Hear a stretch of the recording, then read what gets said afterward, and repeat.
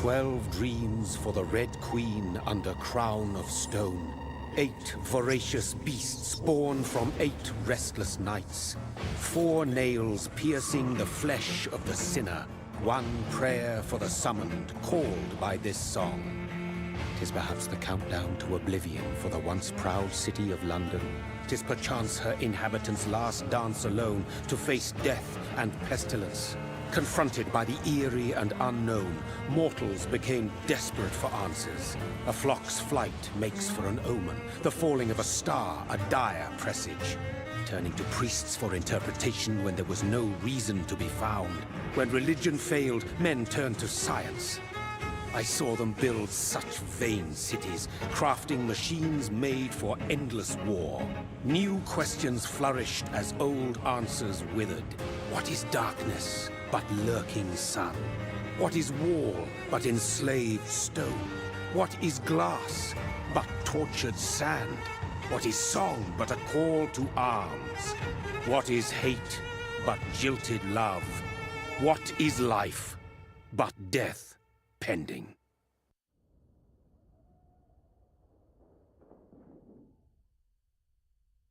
Death. Since the apple was plucked from the sacred tree, mortality was believed to be God's punishment. A righteous snare to keep mankind from ascending to the stars. They were all so wrong. Death is not a wicked thing, nor some holy retribution. A true punishment would be to never know its sweet kiss. Awaken from the harshness and be born once more.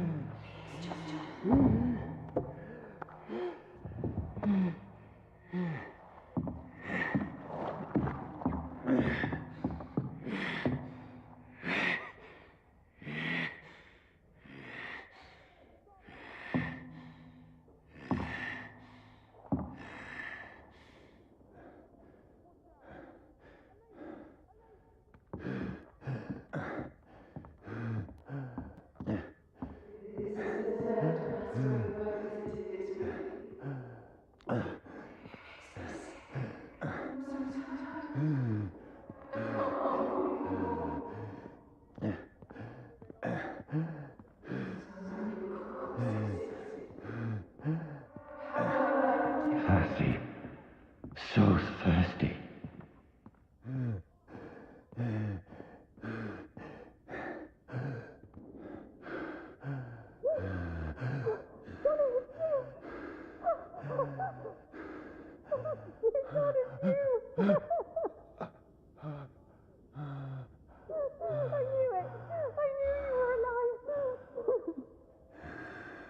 Everything will be fine again.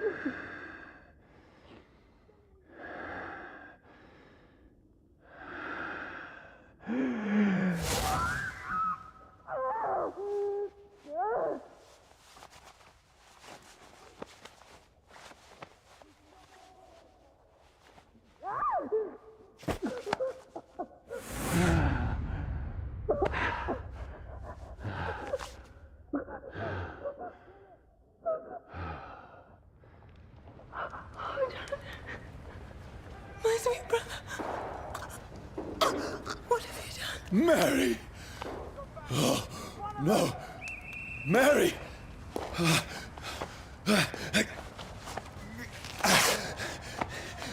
Hold on! Please, hold on! Oh, God. Oh, no. Mary! Mary! No. No.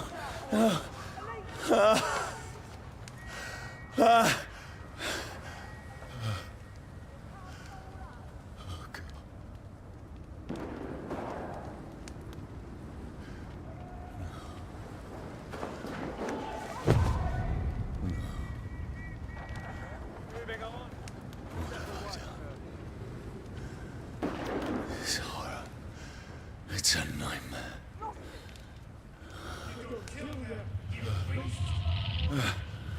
No! Please, a moment, let me explain!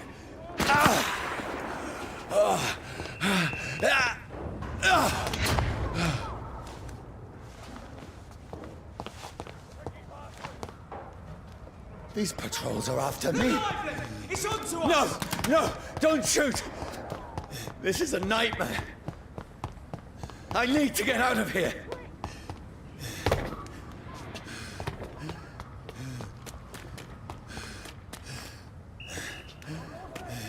This can't be happening. There's one of those vermin. No! Please! Stop! I mean you no harm. What's going on? Oh, Mary. What have I done? What's all this about? Has it fled? Shit, where'd it go?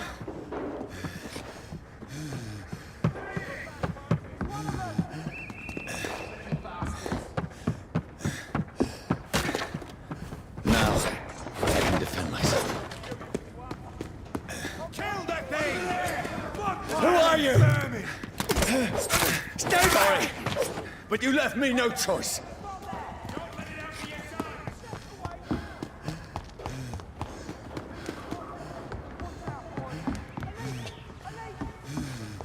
Who are you? Stupid beast! Does it like fire, does it? Sorry.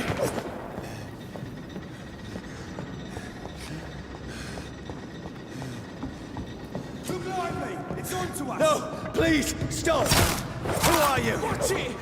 It's a killer! What do you want? What is wrong with you?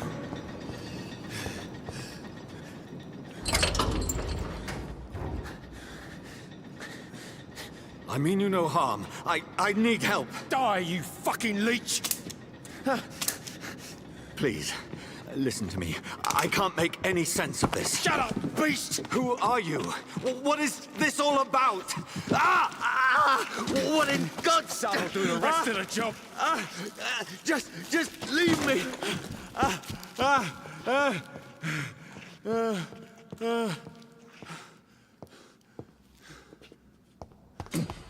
The sun.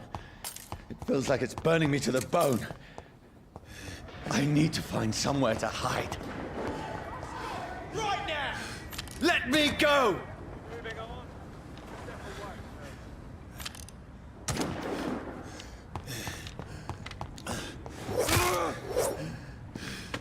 I need to find shelter.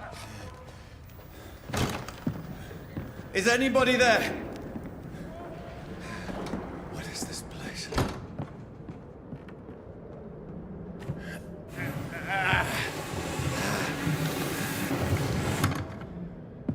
The place seems abandoned. I should be safe enough here.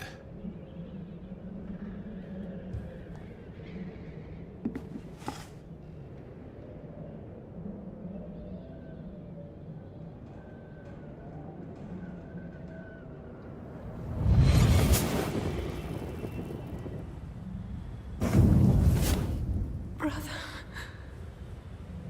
what have you done? Mary! Mary!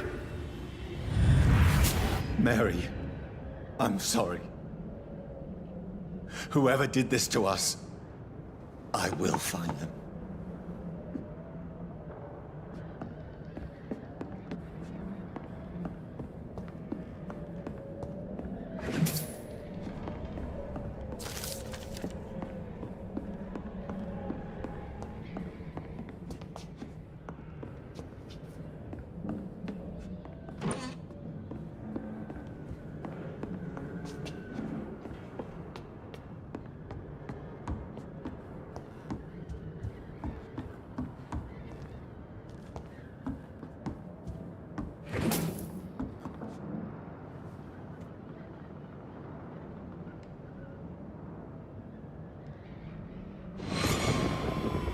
foul dreams for the Red Queen that sleeps under crown of stone, that she might linger longer, her eyes as white as gold. Who goes there?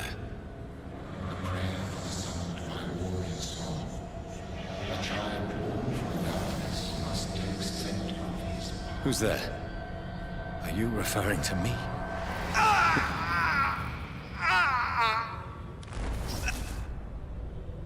No!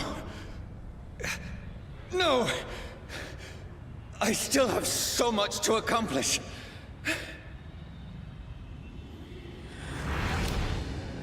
I still have so much left that needs doing.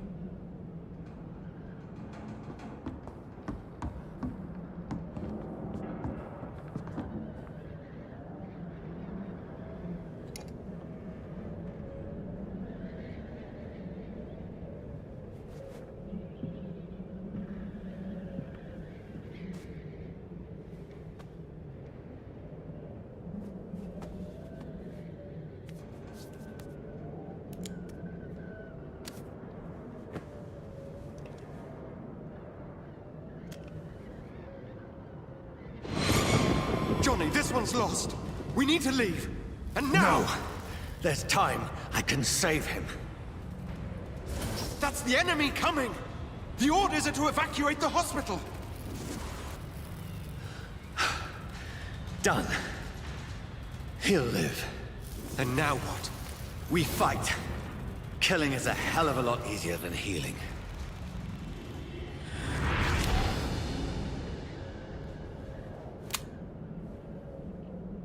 No, it never got easy.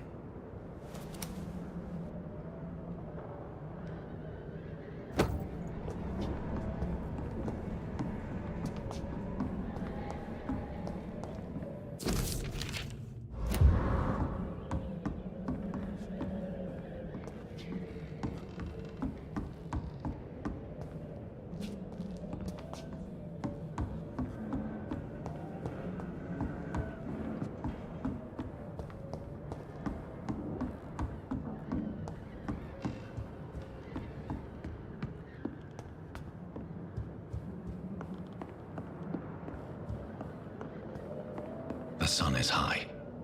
I cannot leave now.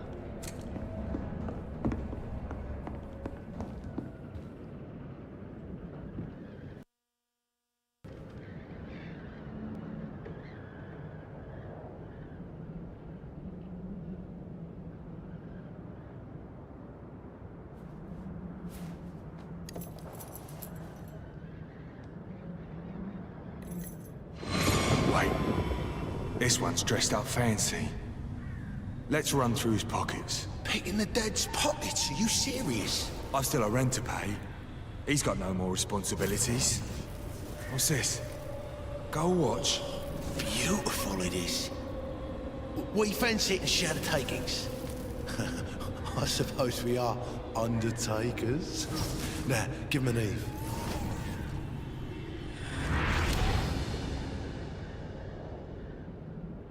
That's impossible.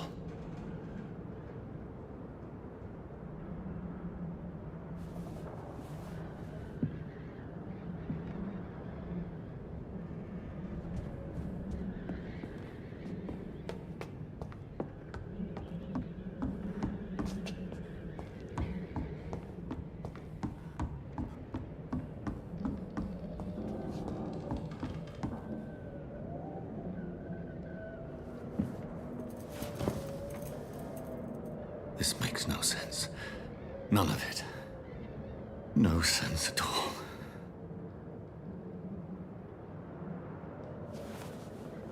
It's a nightmare. That's it.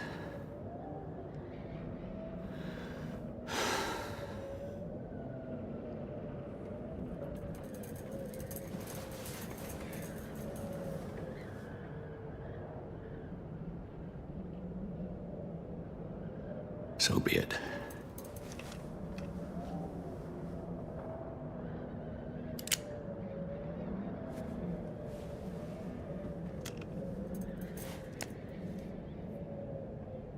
Rational thinking only.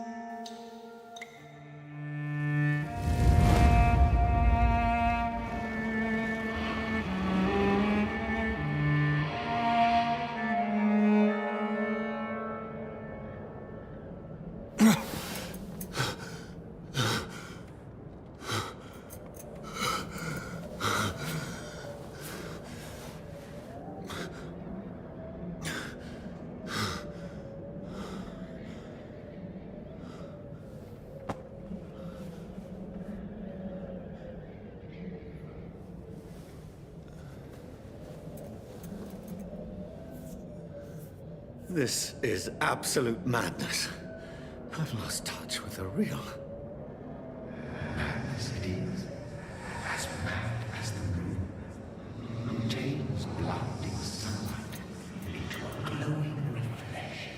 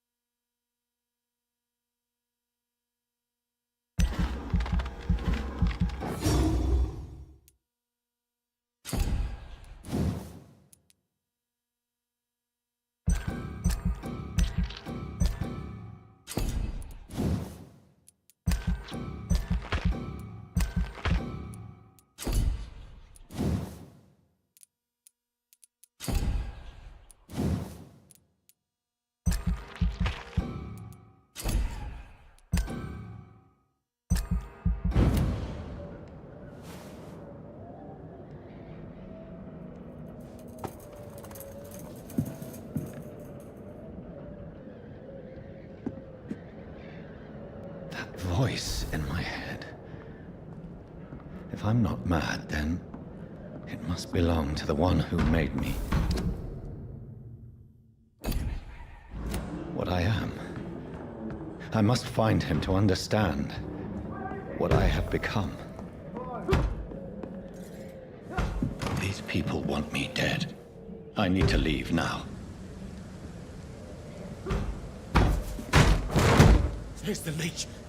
Here! Come back, you!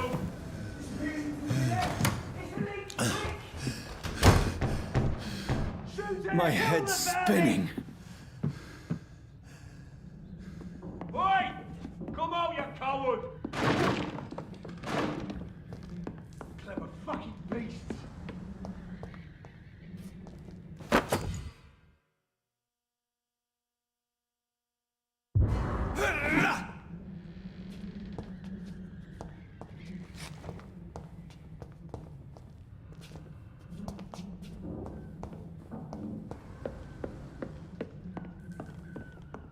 It's locked.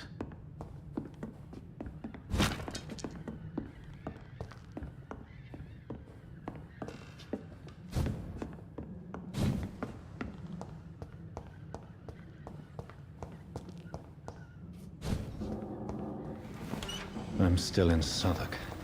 Over there! I must reach... Die, vermin! Go back home.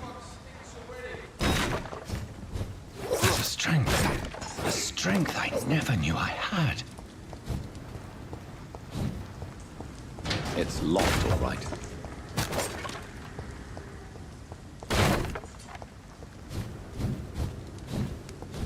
Leech spotted! Watch out! This shouldn't Bloody be leech! Every sinew, every fiber of my being is afire. I feel like a child learning the limits of my body.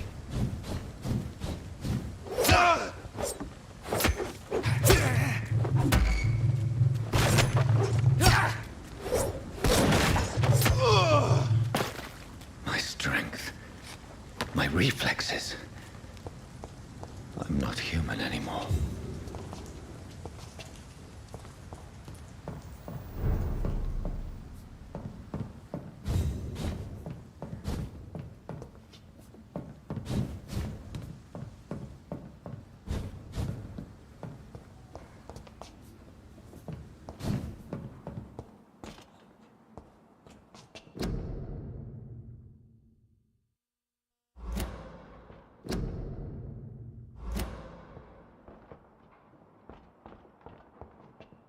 My poor sister. If only I had controlled my need for blood. Mary, Someone will pay for what happened to you. For what happened to us.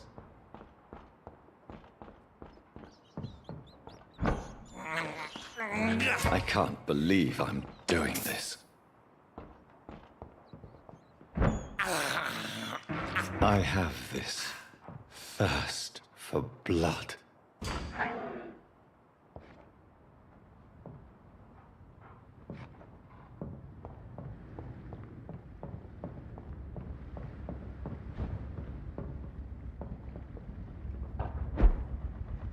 The dizziness from the jump. I can now control it.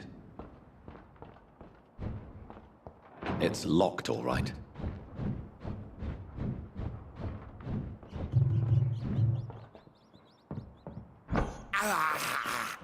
This is despicable.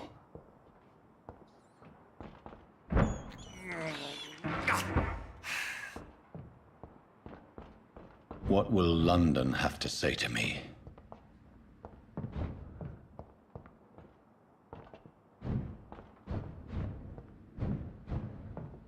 I cannot enter. I've so many questions unanswered.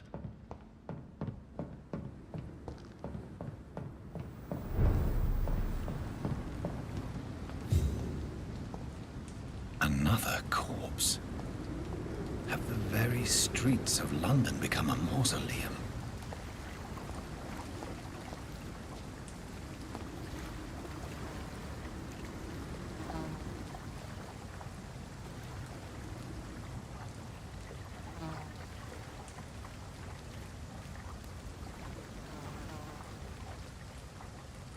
The man has been drained of all blood, but I can still smell the scent of it. I follow the scent's trail. Perhaps it will lead me to my assailant.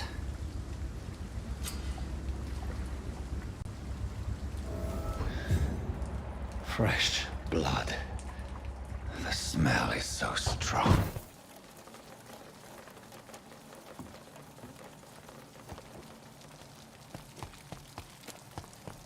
Where has everyone gone?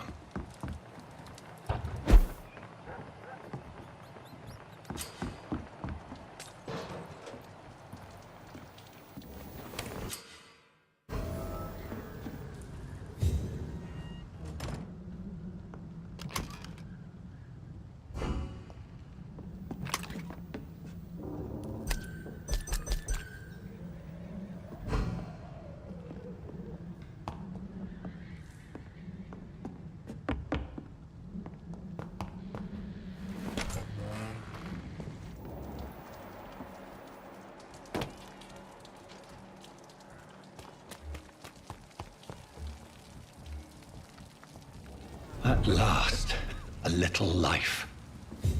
Welcome, sir, to the turquoise. Whoever he may be, the killer recently entered this bar. Maybe some of the locals saw him. I should just run as far away from this place as I can. Good evening, sir. I wondered if I could ask for your help. Wow, you look like you need a drink. Yes. I apologize for my outfit. It's been a long night. Been there, seen that. Don't worry, things can only get worse. Has anybody entered the bar recently? Can't say. Sorry. I spent the night making love to that gorgeous bottle, see? This is important, sir. Are you sure no one has come in here in the last few hours? I don't know and I don't care. This is a free country. People still have the right to come and go, don't they? What's going on around here? It's like everybody is hiding. You must be new here. Have you not heard about the murders? Everybody fears the return of the sewer dog. Who is this sewer dog? It's the local bogeyman. Convenient answer for every crime that happened for decades. You murdered someone, blame the sewer dog, eh? You make it sound like it's a fairy tale. People will always believe in monsters. It's easier than accepting their own darkness. We can all be monsters. I'll leave you to your bottle then. I think I'm losing my mind. I should just My run God, this sir, you look like Jonah's whale just spat you out of hell. Can I get you a drink? No, thank you. I'm not thirsty. Well, grab a chair and get some rest. This is going to be another long night. Why is it going to be a long night? You must be new around here. Don't you know about the murders? Tell me more about these murders. Every morning for the last few weeks, bodies have been found. And those poor sods didn't die of flu. Do the police have any leads on a suspect? Even before the outbreak, coppers never came round here. We're on our own. People die in these parts all the time, and no one cares. Where am I? Where is this place? You're at my bar, sir, the Turquoise Turtle. The last ray of light in this dangerous part of town. Aren't you scared? Scared of what? All the bad shit happens out on the foggy streets. And I never go outside. So you're open all night? Yep. Figured people might need a place to rest in these dark times. I'm looking for someone who might have passed through here recently. Wondered if you might help. It's been quiet tonight. The only other person I've seen went straight up to his room. Thought it was kind of rude, actually. You mean he's still here? Well, yeah. He paid for the entire week. How long has he been here? He rented the room a few days ago and didn't say when he'd leave. Who is this man? What does he look like? Well, like a gentleman, I guess. Well-dressed, quite polite. A professor or something fancy like that. Always writing, reading notes. I need to meet this man. I have questions. Just climb the stairs and knock on the first door. I heard him open his window, so I guess he's still awake. And, Yes? no funny business. You hear me? This is a respectable establishment. I hope I live long enough to see them weapons get what's coming to them.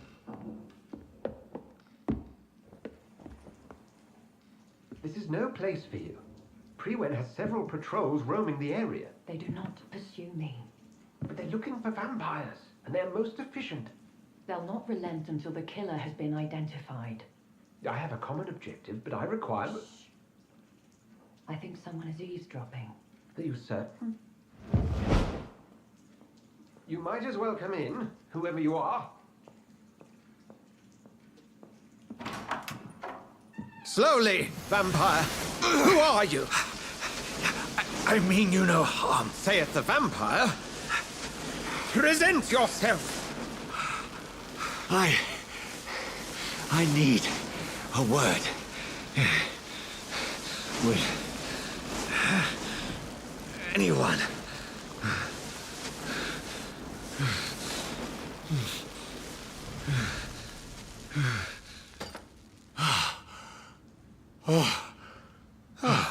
Well, that's something I can do for you.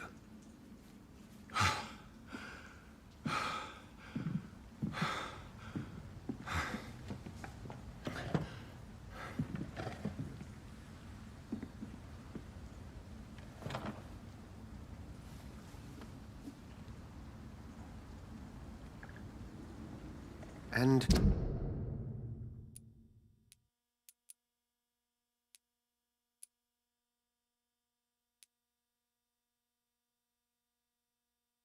who might you be? I'm not sure that I know anymore. Might I at least learn the reason of your presence? That's none of your concern. Sir, you have entered my room in the middle of the night, pale as a corpse and shaking like a tree. So please, indulge me. Someone is molesting people. In fact, killing them. Biting them. The calling card of a vampire. Like you.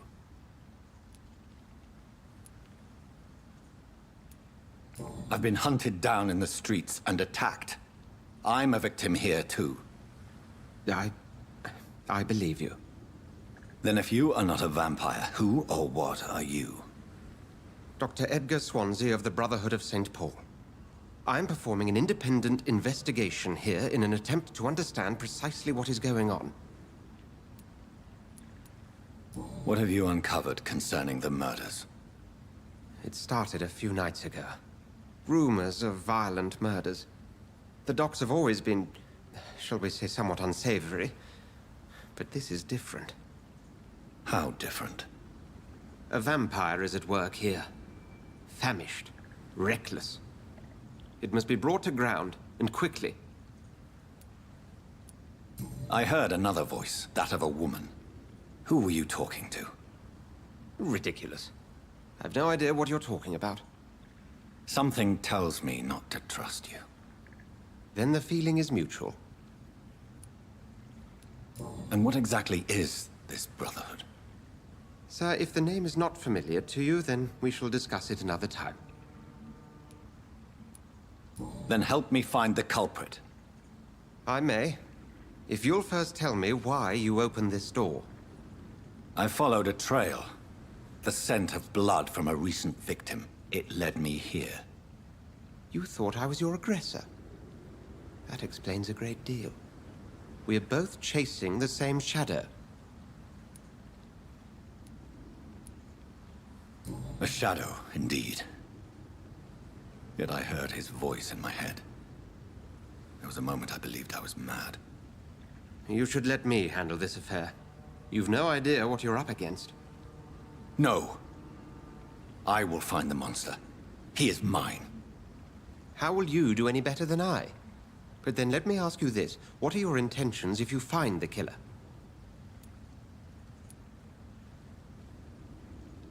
I'll end him. Then I can only wish you good hunting. And pray we shall meet again.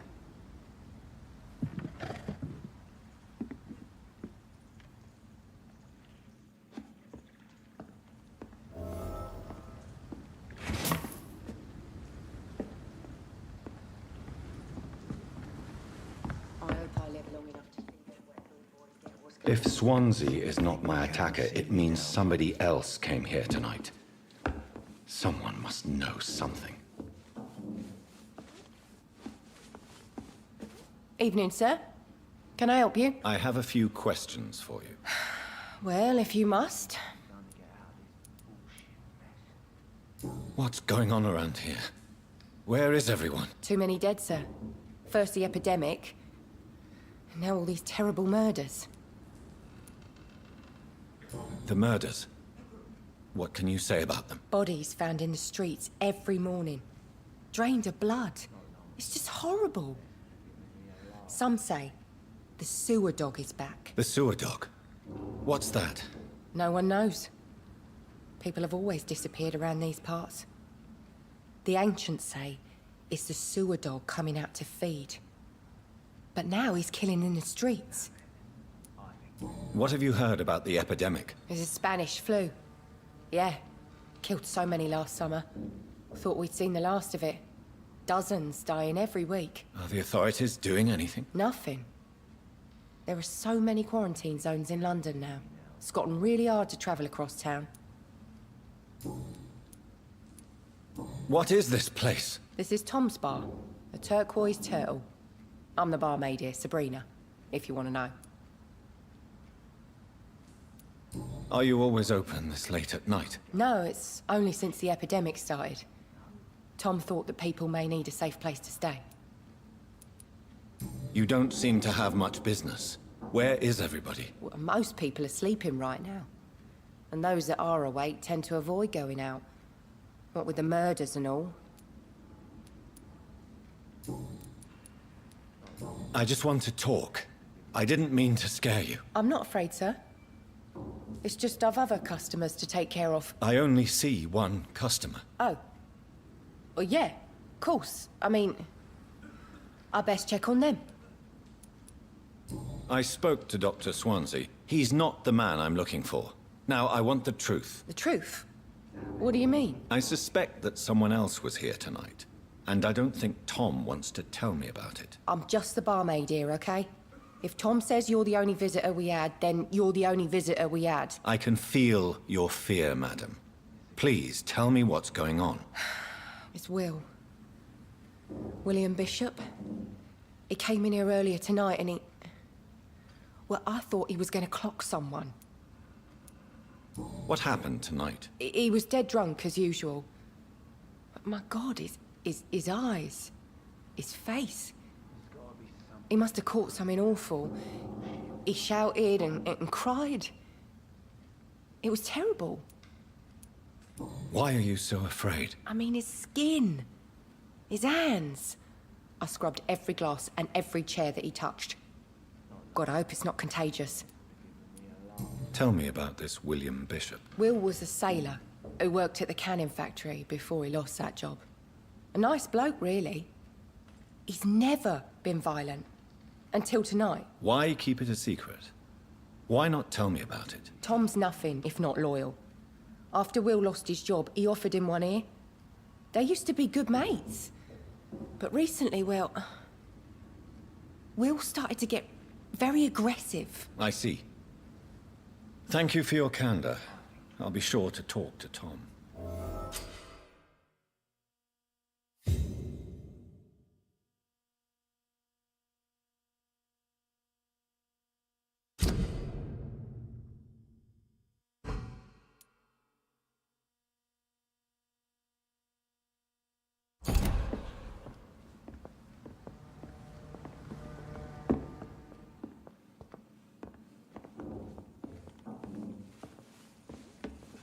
Hello, sir.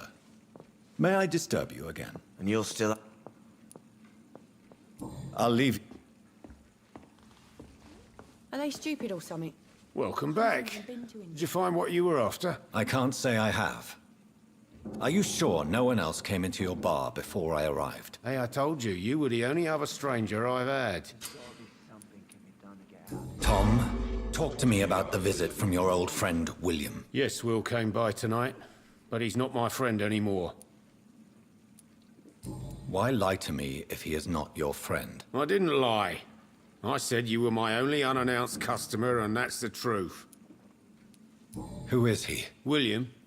Just an old sailor who loves his gin too much.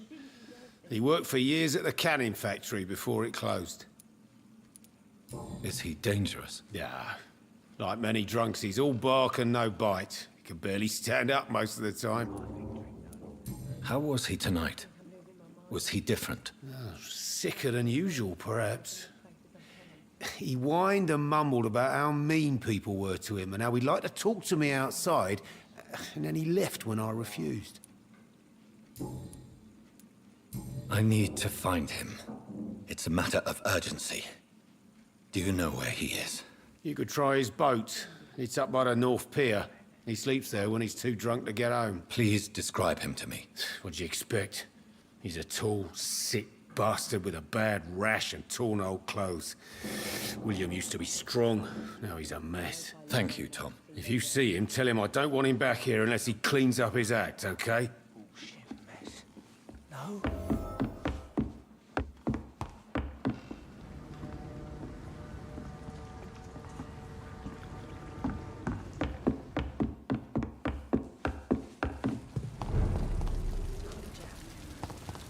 I will get to the bottom of this intrigue. What's been done to me, to this city.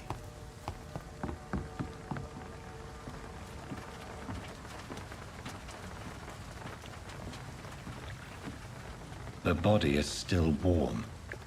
This man has just been drained of blood. This man was armed. He tried to defend himself. This corpse has been dried of its blood, just like the previous victim. What's this? Some sort of note. Blood and empty gin bottles.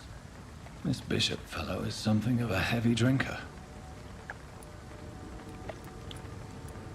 There are blood splats on the other side of the canal. I must reach that barge.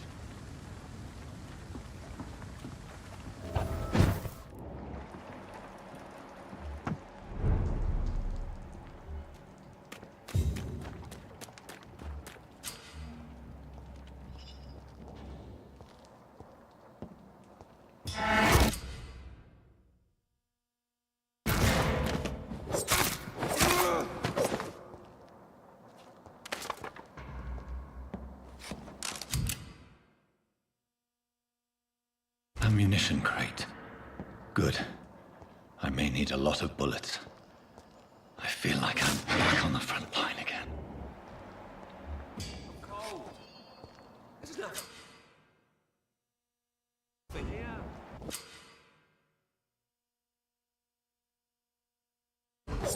Let's head back to a warm fire. Shut that foolish mouth of yours. You ever know McCullum to be wrong about anything? Steady, boys! We've got one of them here! Oh, Christ!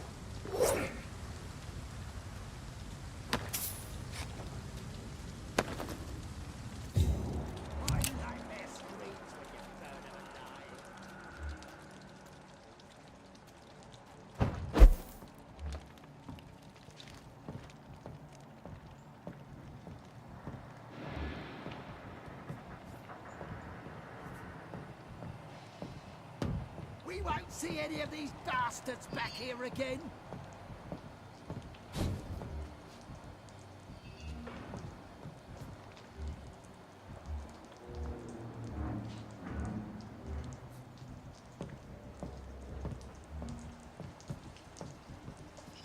Crush the lanes, boys! Spotted! Watch out, boys! No!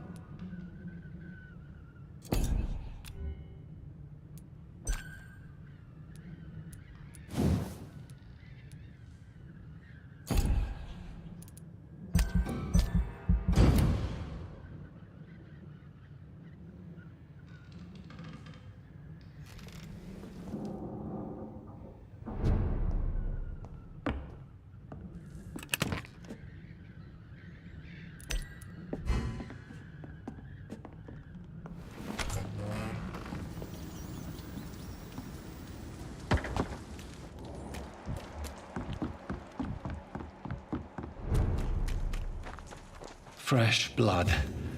The whole building reeks of it. The scent is so strong it makes me dizzy.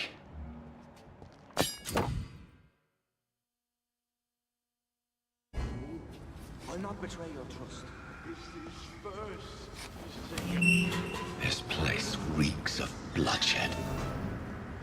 As one, we shall overcome this. We've done This it before. creature is bedeviled. I must put it down.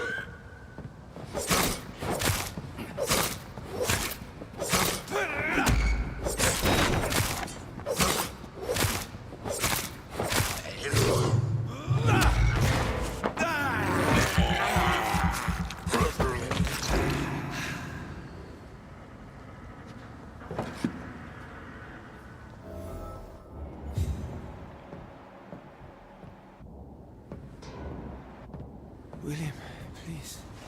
William was an honorable man. I could have saved him. Mr. Hampton, are you in there? I knew him well, another lost soul, a kindred spirit. Sir, listen to the sound of my voice. I'm a doctor. You're suffering from shock. I must return to my flock. They'll stray without me. Remember, certain skulls are every bit as resistant as we are. Who are you? What do you mean by Skal? You truly are a newborn. I should have realized. Wait. You are the woman from the bar. Are you... like me? Can you help me? I believe, sir, I already have.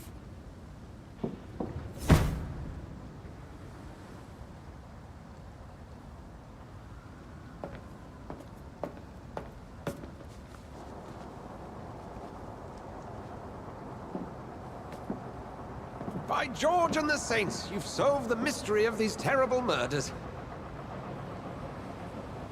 Patience, good fellows, I've come to offer help. Just give me a moment to secure my boat.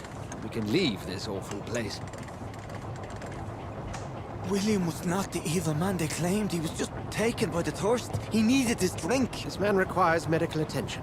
You'll see he gets to the nearest hospital. No, please, I must tend to my fold. My flock needs me. There, sir. Go with the good Dr. Swansea. He's resourceful, and I'm sure he'll take good care of you. You'd best come as well. The sun is soon to rise, and you'll need a place to rest. I just need a moment. If I can learn something about what has happened to William, I'll be a step closer to understanding what happened to me.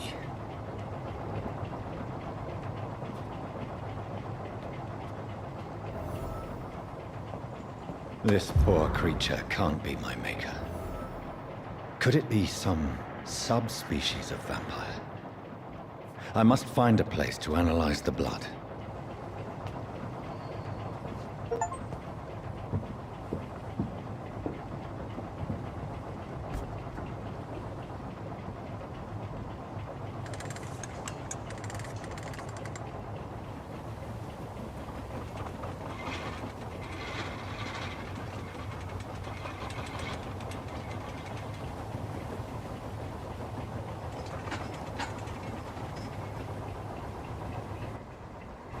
Where are we headed? We're on our way to the Pembroke Hospital. It's just across the canal. They'll have a bed for poor Mr. Hampton. William was... what manner of creature was he? Predator, prey, villain, and victim. Who can say? The important thing is that he's been stopped. Duly noted. And the woman? What... who is she? What woman? Oh, don't play me for a fool. You used me to locate that skull. You must know who she is. And I thought you a gentleman. You shouldn't talk about a lady behind her back, but I will tell you she values her privacy. Were London as peaceful as she appears from the middle of the canal? If only that were the reality of the situation. To be honest, I've always tried to avoid this part of town. Pembroke Hospital is the last bastion between the rest of London and the epidemic. The flu has decimated the East End and the war still rages. Welcome to the front lines of a plague. This is where you work, Dr. Swansea? I am the administrator of Pembroke Hospital. I thought you were here in service of your mysterious order, the Brotherhood of... Of St. Paul's Stole, yes. But first and foremost, I'm a man of science. A physician, like yourself, Dr. Reid. How do you know who I am? No need for modesty. You are Dr. Jonathan Reid. A surgeon of some caliber and renown, if I'm not mistaken. You are correct, sir. I knew it! I had my suspicions. But when you took the blood sample from the corpse of poor William, I was certain. Dr. Reid. Marvelous. Have we met? I attended 3 of your seminars before the war. I have the utmost admiration for your research. And what a turn of fate. England's most esteemed blood specialist returns to London a vampire. That word, again. From a so-called man of science. I understand. Traditionally, the role of science is to refute myth, but when myth walks among us, the Brotherhood of St. Paul has dedicated its purpose to their study. There's so much for you to learn. Of that, you are right. Well, then let me be blunt. Join my staff at Pembroke Hospital. As a physician. I suspect you'll not find a better post of employment to contemplate your predicament. This is sudden. I was returning home to see my sickly mother. But alas, that was before contracting this... affliction. Dr. Reid. Take a moment to consider. The post would be for the night shift, providing a good explanation for your absence during daylight hours. You'll be adequately reimbursed, and have a place to hide. I even had the forethought to bring some clean clothes. So, what do you say? It seems I have little choice. But yours is a generous offer, so I thank you. Brilliant! Oh, Jonathan, this is one for the book, and the beginning of a beautiful friendship.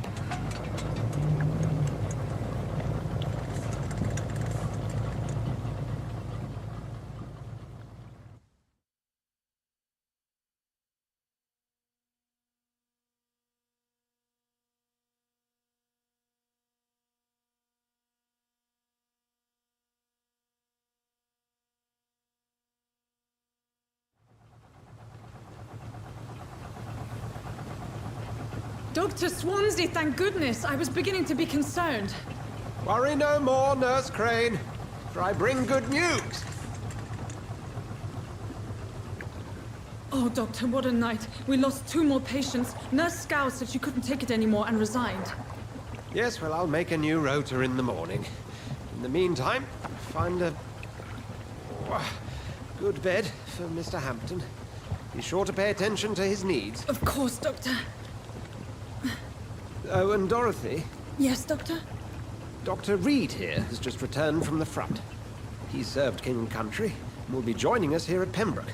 We're very lucky to have gained a surgeon of his talent, and one so experienced in blood transfusions. That is good news indeed, Doctor. Oh, yes.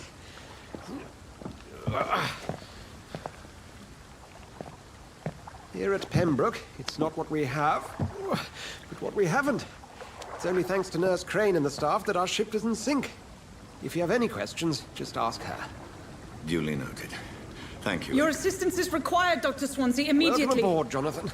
We'll catch up after my rounds. Coming, Nurse Crane. I'm coming.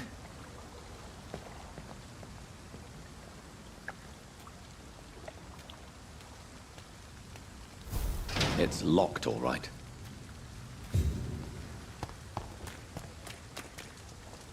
Come on, you bastard! You can do better than that! Nah, it's my turn!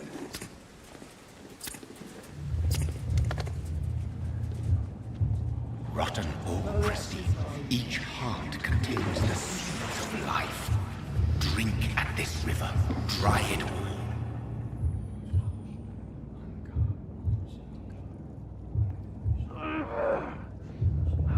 Bastard gave me a good time. Oh, come on, you bastard! I won't bite. Sir, please. You've lost too much blood. Calm yourself. You think I didn't notice? Stop your staring and get me to an hospital, you arse!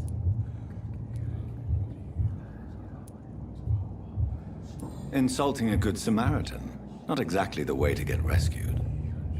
All right, sorry. I am in pain here. Me guts are spilling out onto the street and you're yabbering on. Yes. That's a very nasty wound you've got there. Take my word, I am a doctor. Dr. Jonathan Reid. Name's Clay Cox. I'd appreciate you helping me to a better place, Doc. Follow me, Mr. Cox. Let me assist you to that better place.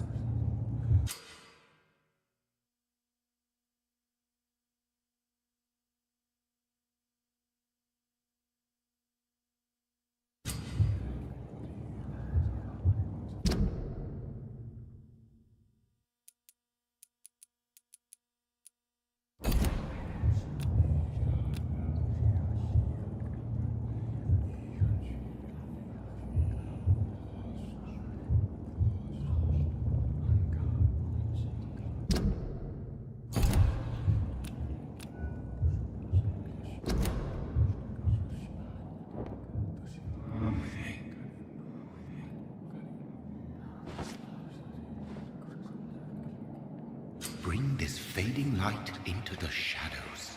Dance with him the dance of life and death.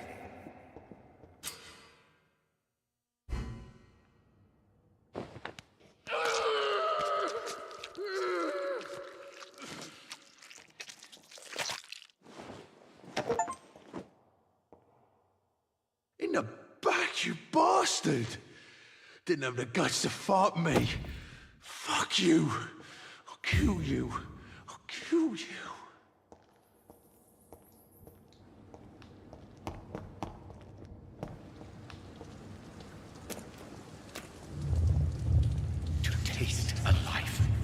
to embrace its most intimate secrets.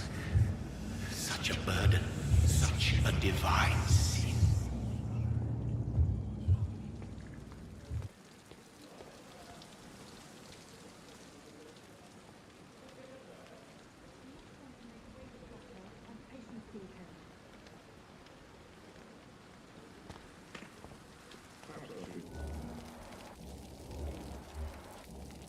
Doctor, where have you been? I've little time to play hide and seek with new staff members, no matter how illustrious they may be. I apologize, nurse. I needed some time to myself.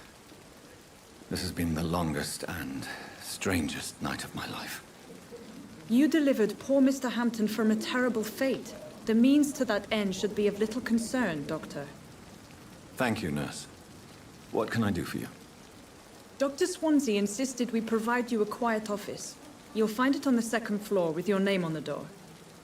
Thank you. Nurse Crane, isn't it? Yes, Dorothy Crane. Welcome to Pembroke Hospital, Dr. Reid. Your office has been prepared. I would like to ask a few questions first. And Mr. Hampton, the patient we brought in, how does he fare? I gave him a sedative to help him sleep. Poor thing was in quite a state of shock. What kind of man is Dr. Swansea? Well, you accepted the job from him. I thought you would have known about your employer.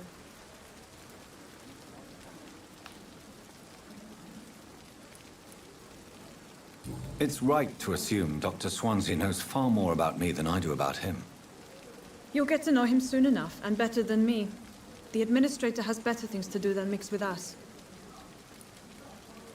Apologies, I've only just met him the once.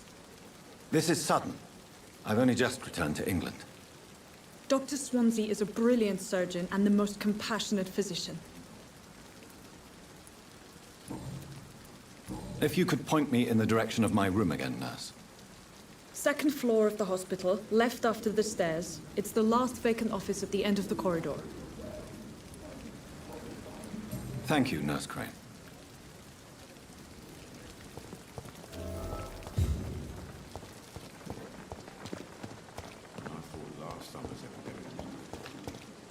Dr. Swansea is right. This place seems perfect to conduct my research.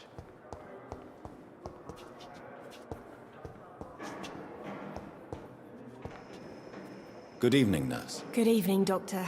I don't think we've been introduced yet. My name is Pippa Hawkins. And I'm Dr. Jonathan Reid.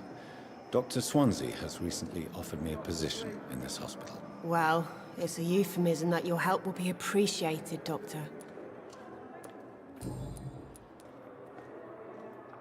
How would you describe the situation at the Pembroke Hospital? It's serious. The flu is wreaking havoc amongst the staff and patients. We are running out of everything. Nurse Hawkins, the Spanish flu won't last forever. Even the Black Plague didn't kill everyone. I wish I could believe you. But what if this epidemic was worse? What if in the end, nobody was spared? You must get a hold of yourself, nurse. Sorry, I'm exhausted. No one has any idea when this epidemic will be over. How long have you been a nurse? Well, long enough to see that the epidemic is winning. And no matter how qualified you are, don't tell me you'll change that. You'd be surprised what dedication can achieve, Nurse Hawkins. In medicine, sometimes we're just a test result away from a miracle. Sorry, Doctor. I don't want to sound bitter, but I'm just too tired to give a pep talk like Nurse Brannigan. How is the Pembroke staff coping with the epidemic? Well, not well. Milton, the ambulance driver, is even more grumpy than usual, especially concerning doctors.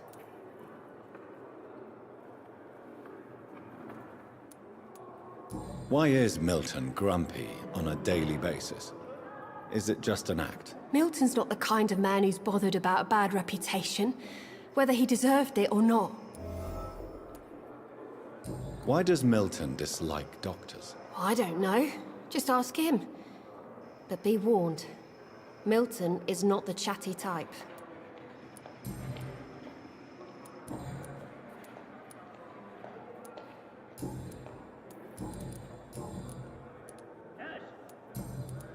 Goodbye, Nurse Hawkins.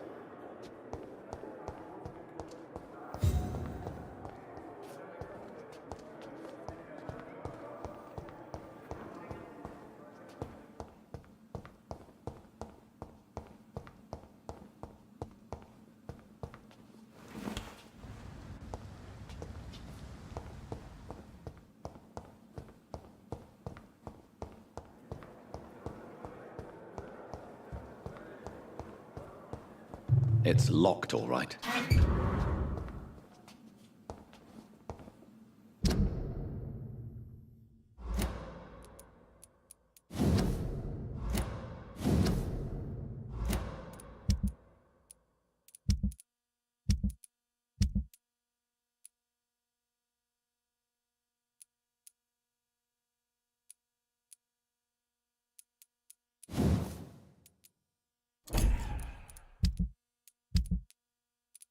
These men, they're a company of professional vampire hunters.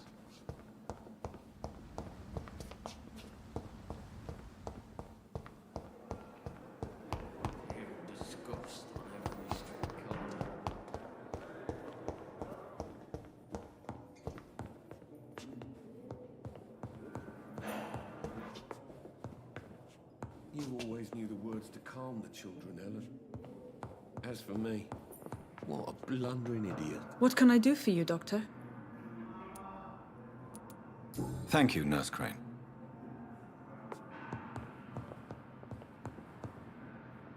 Good evening. I'm Dr. Reid. Can I help at all? No. Really? Why are you here, then? I don't want to talk. My throat hurts too much. I suppose that this pain is the reason you're here. Is someone taking care of you? Yes. And no. Could you at least tell me your name, sir? Mortimer. Mortimer Goswick. How painful is your throat, Mr. Goswick? So painful I'd rather not talk at all, Doctor. I'm sure you realize a doctor and his patient have to communicate, sir. Would it help if I gave you some paper and a pen? Not really. I see. Then maybe it's not just your throat that hurts, Mr. Goswick. Perhaps your sore throat is just the consequence of something more hurtful. Yes, maybe. But I don't want to talk or even write about it now. How painful. So painful. I'll let you get some rest, then. I'm all right. Good evening, Mr. I'm okay. Tell me about yourself, Mr. Goswick. I don't want to talk, Doctor. I have to go now. Good evening, sir. Doctor. Good evening, madam. Can I help you? It's my son who needs you, sir. I'm Dr. Jonathan Reid. How can I help your son? I'm Beatrice Goswick, mother of Mortimer Goswick. Could you check on him, please, Dr. Reid? I've heard much of your talents as a physician. What can you tell me about yourself, Mrs. Goswick? Not much to say. Just take care of my Mortimer and I'll cover all the expenses. That's all that matters. Are you really that rich? Most of the patients here are of a more humble origin, if I may say so. Yes, thanks to my husband. May he rest in peace. I can cover any needed medical expenses. May I ask if you have an occupation, Mrs. Goswick? I'm a teacher by profession. I teach young women who are more ambitious about their futures than their families. What do you think of your reception here? Any complaints? I have had the uttermost reservations about this hospital since we arrived. But we had no other choice, considering the state of emergency. Is there something in particular that's bothering you? Some of the staff were not especially welcoming. I suspect they're not accustomed to dealing with patients of such social standing. Tell me more about your arrival at the Pembroke Hospital.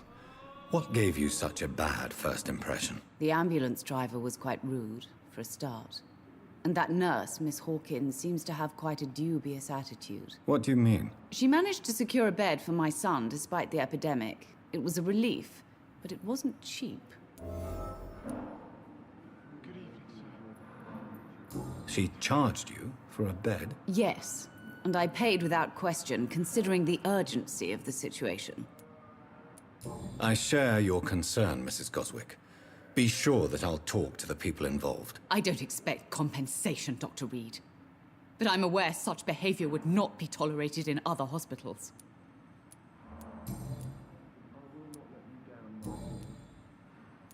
Goodbye, Mrs. Goswick. Don't waste your time with me.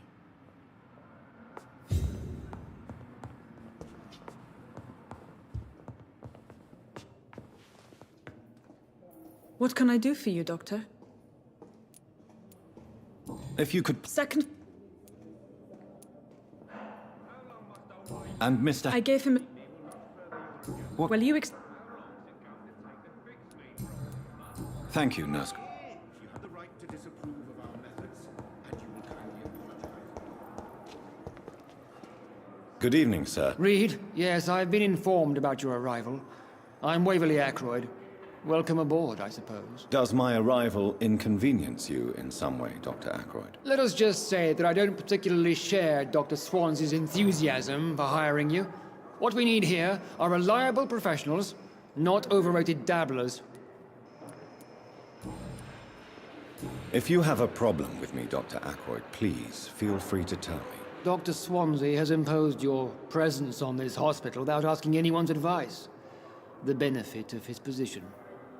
But I don't agree with it. I know we've never met before, but I believe this hospital could use all the help it can get. You will agree with that, I'm sure. Oh, but I have heard about you, Dr. Reid. Of course, you can't say the same about me, since I have not wasted my time courting the press.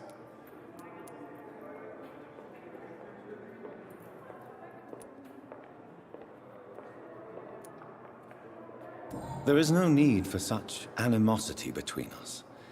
Don't you think the epidemic is already enough to deal with? That is one point we could agree on. And that is precisely why I want to be sure that you will be of help to this hospital, instead of a burden. Since your tenure in this hospital is longer than mine, perhaps you can tell me more about this place. Let's just say I'm tired of the carelessness around me. I have always respected the skills of Dr. Swansea, but over time his enthusiasm has become displaced. Carelessness? Exactly what are you talking about? We're here to save lives. The people who trust us are not volunteering for experimentation. They're here to be healed. I don't intend to run any radical experiments, Doctor. Even if I, as any good practitioner should, express an interest in pushing the boundaries of medical research. Modern medical methods were created through audacity and ego. But there are rules in our line of work, and they're here to protect our patients.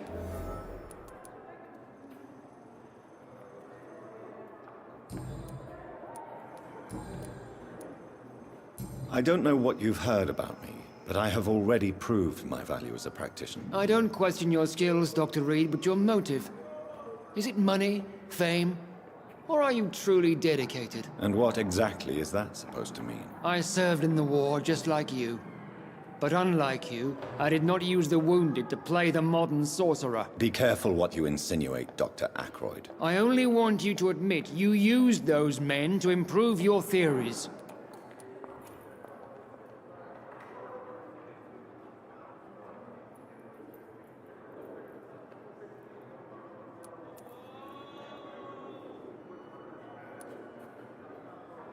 This is ridiculous.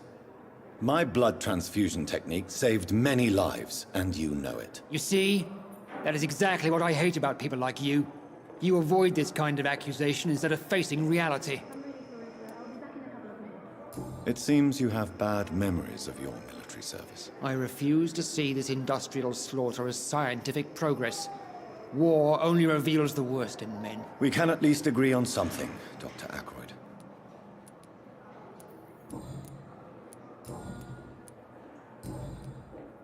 Thank you for your time. We'll talk later.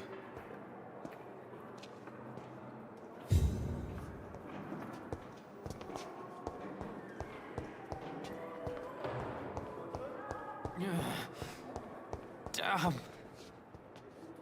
Good evening, sir. Can I help you? Unless you're here to fix my face. No. I don't think you can help me. I'm Dr. Reid. I've recently taken the position of head surgeon here. War injuries, am I right? You guessed right, Doctor. German shell took my pretty little mug right off. But they still call me Thomas Elwood. How is your stay with us, Mr. Elwood? Oh, it's bliss. I just escaped death in the trenches to be surrounded again by the moans of the dying. Can I ask you precisely why you're a patient here? It's the pain, sir. The drugs don't work. It just hurts under the scars, if you get my drift.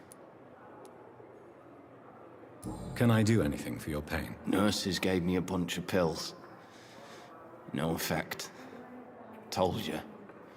It's like the flames are under my skin, burning away. Who is treating you?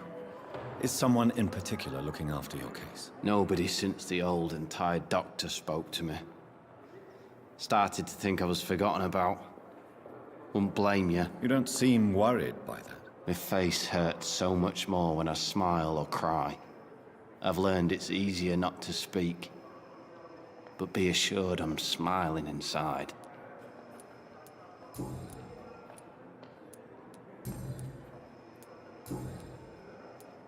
Where were you stationed, sir? Did you serve for long? I really don't want to talk about all this shit. No offense. I was pushing too much. I served in France myself. I just wanted to know what happened to you. You were an officer, weren't you? Then I doubt we fought the same war, sir. No offense. Goodbye for now, Mr. Elwood. Damn. The pain. It's here again. I wonder why the Goswicks... Good evening, Mr. Hampton. How do you feel? Dr. Reid, is it? Oh, Sora, I must apologize for my behavior. What do you mean? I was not myself in the factory. Fear and exhaustion made me say awful things to you, I'm afraid. You remained perfectly nice and polite. A little delirious, perhaps. But who wouldn't be after enduring an abduction? Thank you, Doctor. That's a relief. Now all I need to do is rest and return to my flock. How did you end up in William Bishop's den? I had received alarming news about his recent behavior. I went to his place and he refused to let me go. Why did he abduct you? William was an alcoholic. His addiction suddenly changed to blood. I don't know why. Just like a patient I met here. This Miss Hawcroft. You dared to enter this awful place alone. You're a hero, Mr. Hampton. Or a fool. I'm just a man trying to help his friends, Dr. Reid. William Bishop was a conflicted soul, searching for light. Do you know Tom Watts, the bartender from the Turtle? I met him before I found you in the canning factory. Tom? Yes, of course. Always the helping hand, good old Tom.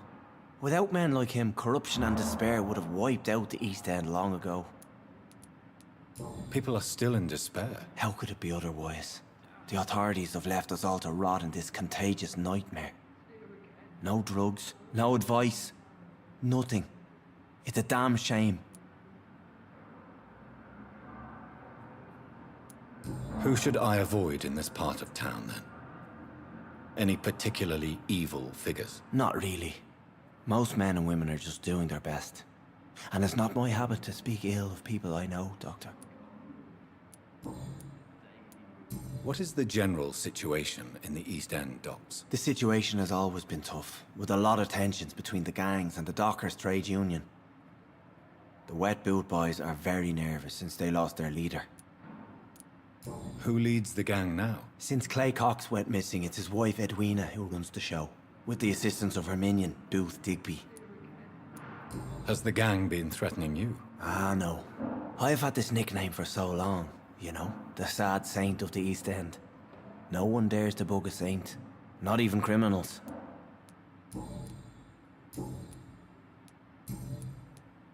What do you do for a living, Mr. Hampton? I can't help but notice the cross around your neck. I manage a night asylum for the poor and homeless of the docks. And I try to guide the lost and hesitant on the right path to our Lord. Are you a priest, Mr. Hampton? A deacon, maybe? Not at all, Doctor. I'm just a man of faith willing to preach the good word. Why didn't you use your cross against William Bishop? To repel him somehow? That's a very strange question, Doctor. A cross is no magical token, if that's what you were trying to say. Not mine, anyway. Have you made friends since you arrived? Not really, but I recognize Miss Harriet Jones. I knew her when she lived by the docks. That poor woman had such a miserable life. You never came to see her here at Pembroke? Receiving visits when sick can be an important part of the healing process, you know. We're not just bodies. You're preaching to the converted now, Doctor. To be truly honest, I thought she was dead. She left the docks many months ago. How do you feel, Mr. Hampton? Medically speaking, I mean. I feel exhausted. Beyond exhaustion, actually. William drank so much of my blood in his madness. I feel empty. You're in good hands here. Dr. Swansea is well versed in blood transfusion, and I'm sure he'll take the best care of you. Thank you, sir. I believe all I need is rest. And then I can go back to the people who need me. Goodbye, Mr. Hampton. We'll talk again later. It's locked. I wonder why the Goswicks came here in the first place. They're disgusting.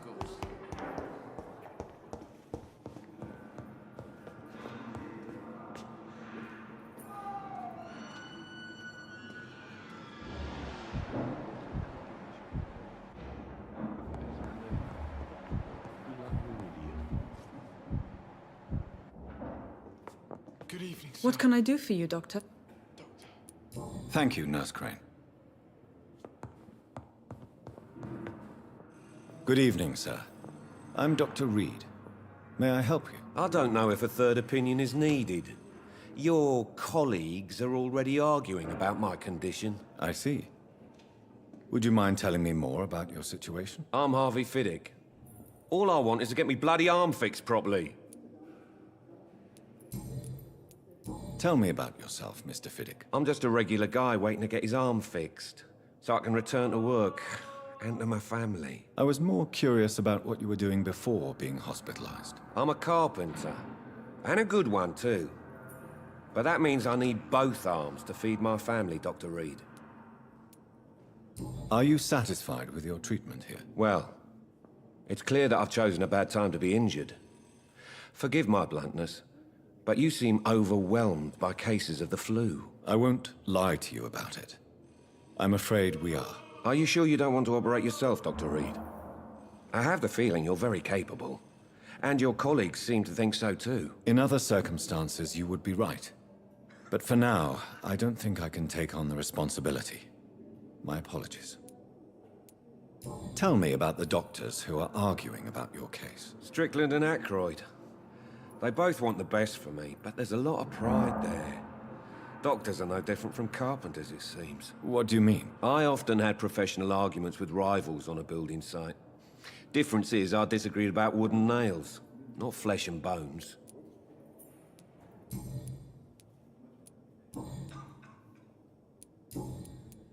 Goodbye for now, Mr. Fiddick. I'll see you later. You always knew the words to calm the children, Helen. As for me, what a blundering idiot.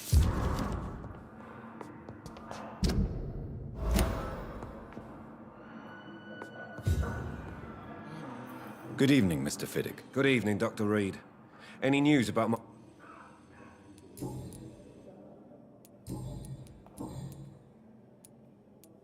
You seem worried about the safety of your family.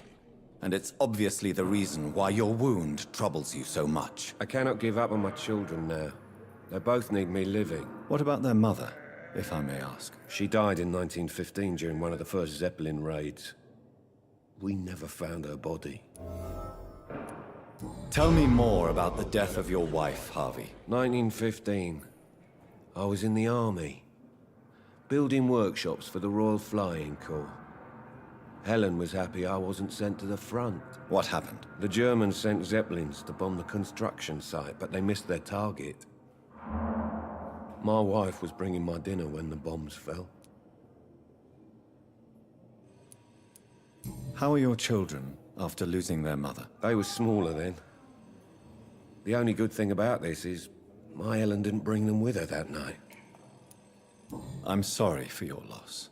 So many died during the bombings. I served in France and witnessed the carnage there. I would like to say that she didn't suffer. Truth is, I have no idea. I just know that I'm all that me kids have. Poor little bleeders. Goodbye for now, Mr. Fiddick. I'll see you later. I will not let you down, my boy.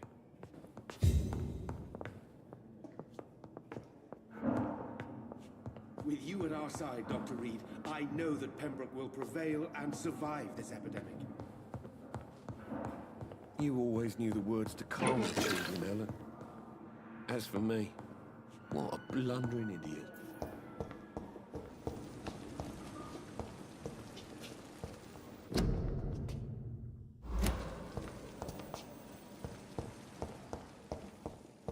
My sweet girl.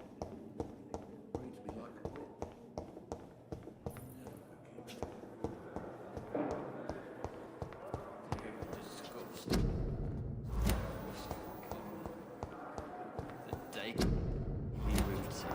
I wish I could be sick again.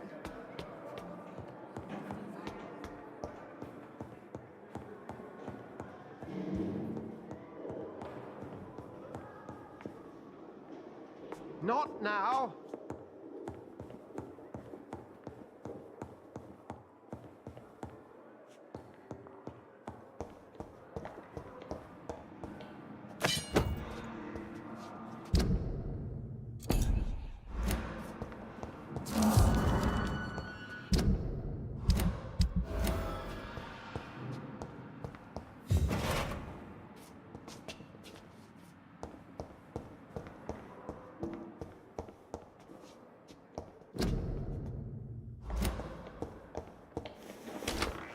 This must be the place. It's definitely away from prying eyes. Relegated to the shadows. A kingdom of my own. At least I won't be sleeping in a coffin.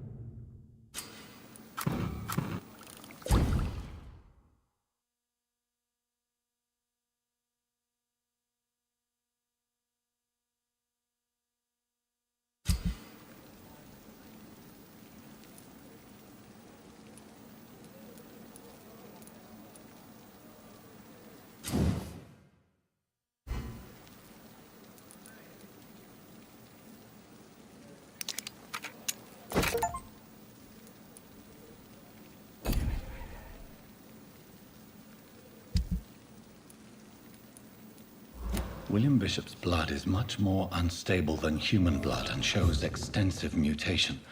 But this is not what happened to me. I must keep on searching. The sun is about to rise. I can feel it. I'll continue tomorrow night. I have so much time now.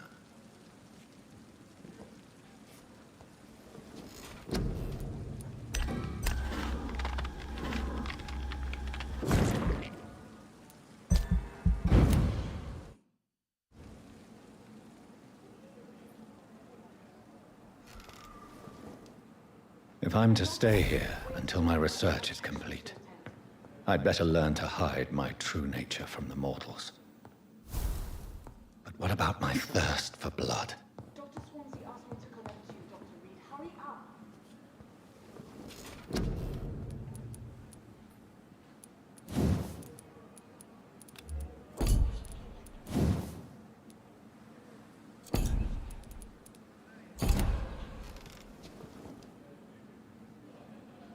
Hurry now, Doctor. It's freezing here.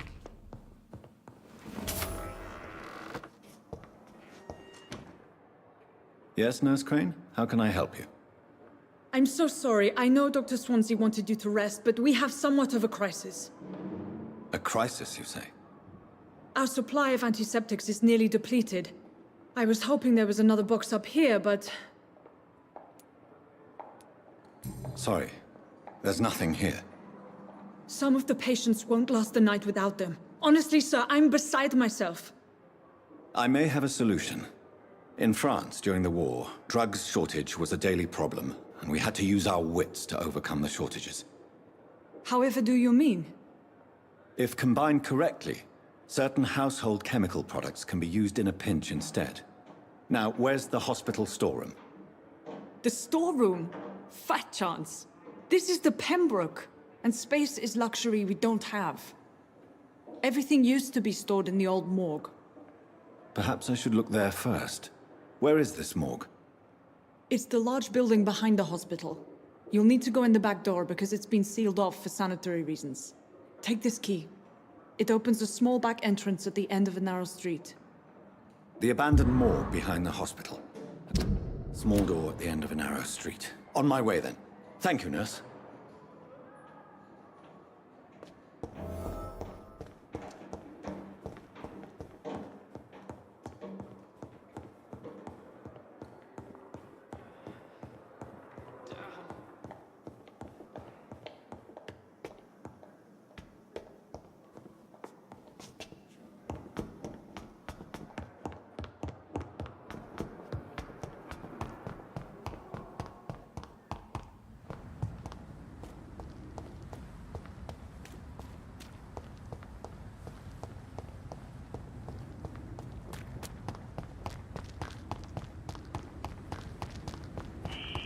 Scowl voices in the garden.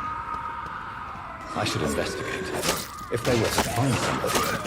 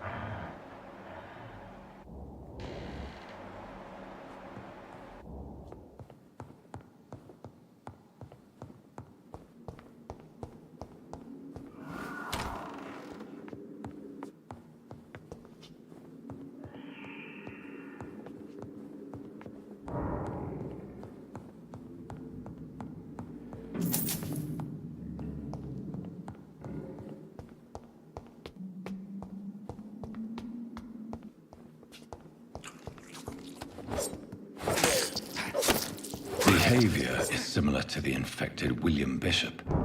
Must be the same strain. This sickness moves faster than influenza.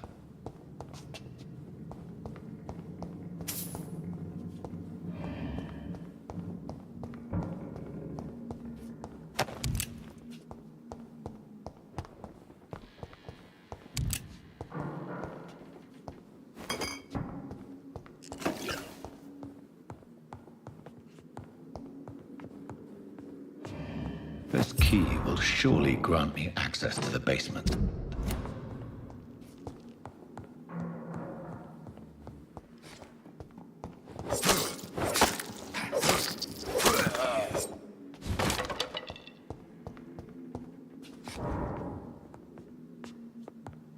Balls of Mars, fortifiers. As popular as they are ineffective. But they do contain iron tartrate, and that might prove itself useful.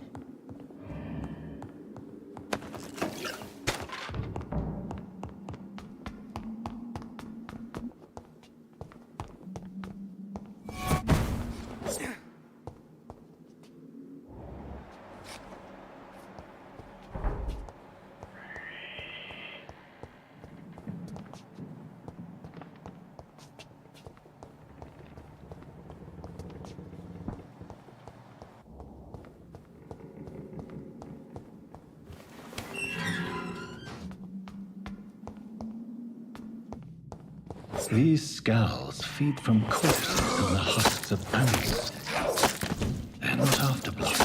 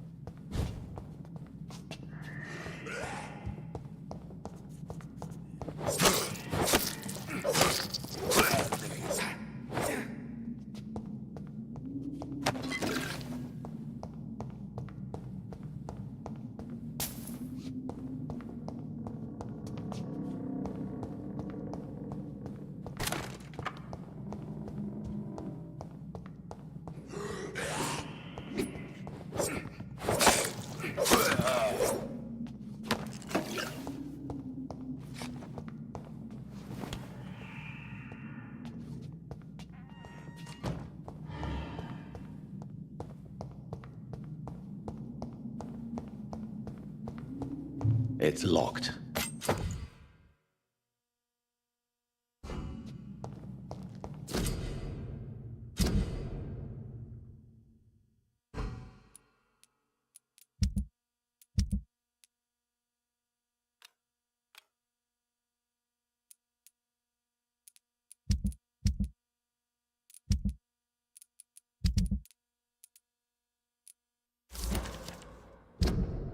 Mr. Connor's injuries don't match the report. Traces of a pinkish foam at the corner of the lips. Some sort of drug overdose, perhaps? The chest was originally opened to perform the operation. The sutures are clean, but the chest has been reopened. Multiple abrasions and scarring on the arms and legs. Old and distinctive injuries of a sailor or a fisherman. A puncture over the left lung, possibly a chest tube insertion. Not the cleanest work, but I think it was successful. Signs of internal bleeding. So, Dr. Tippett's anesthetics were incorrectly dosed, causing the patient's death. And then he tried to operate on him again. Tippett has made an egregious error. It's time we talked.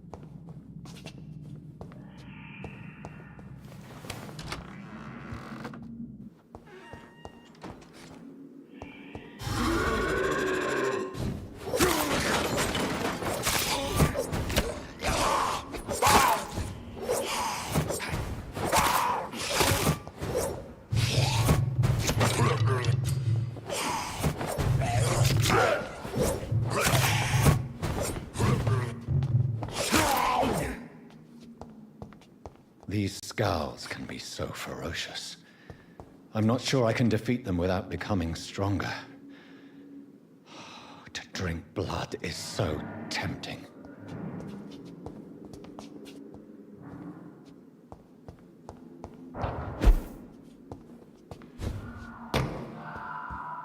Sodium hypochlorite. Dangerous to administer, but efficient in the proper dosage.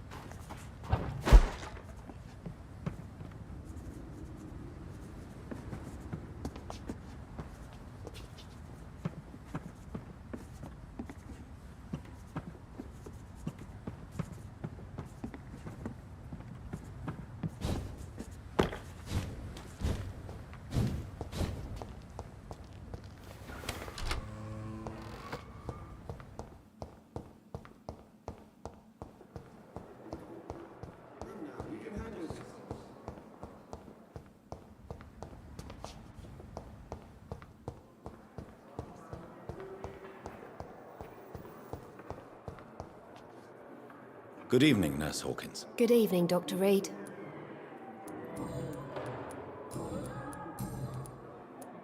Pepper, are you sure you want to leave this hospital? To become a nurse was a little girl's dream.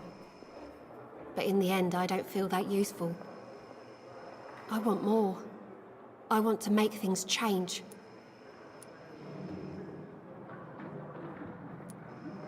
But you're doing something important here. For all the patients who need your help. We save lives, sure. Each time we send a cured patient home, it's a relief beyond words. But since the epidemic, I feel so powerless.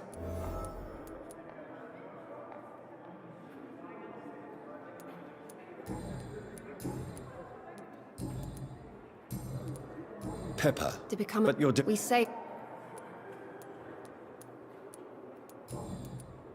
Goodbye, nurse. Good evening. Good evening. Goodbye, nurse.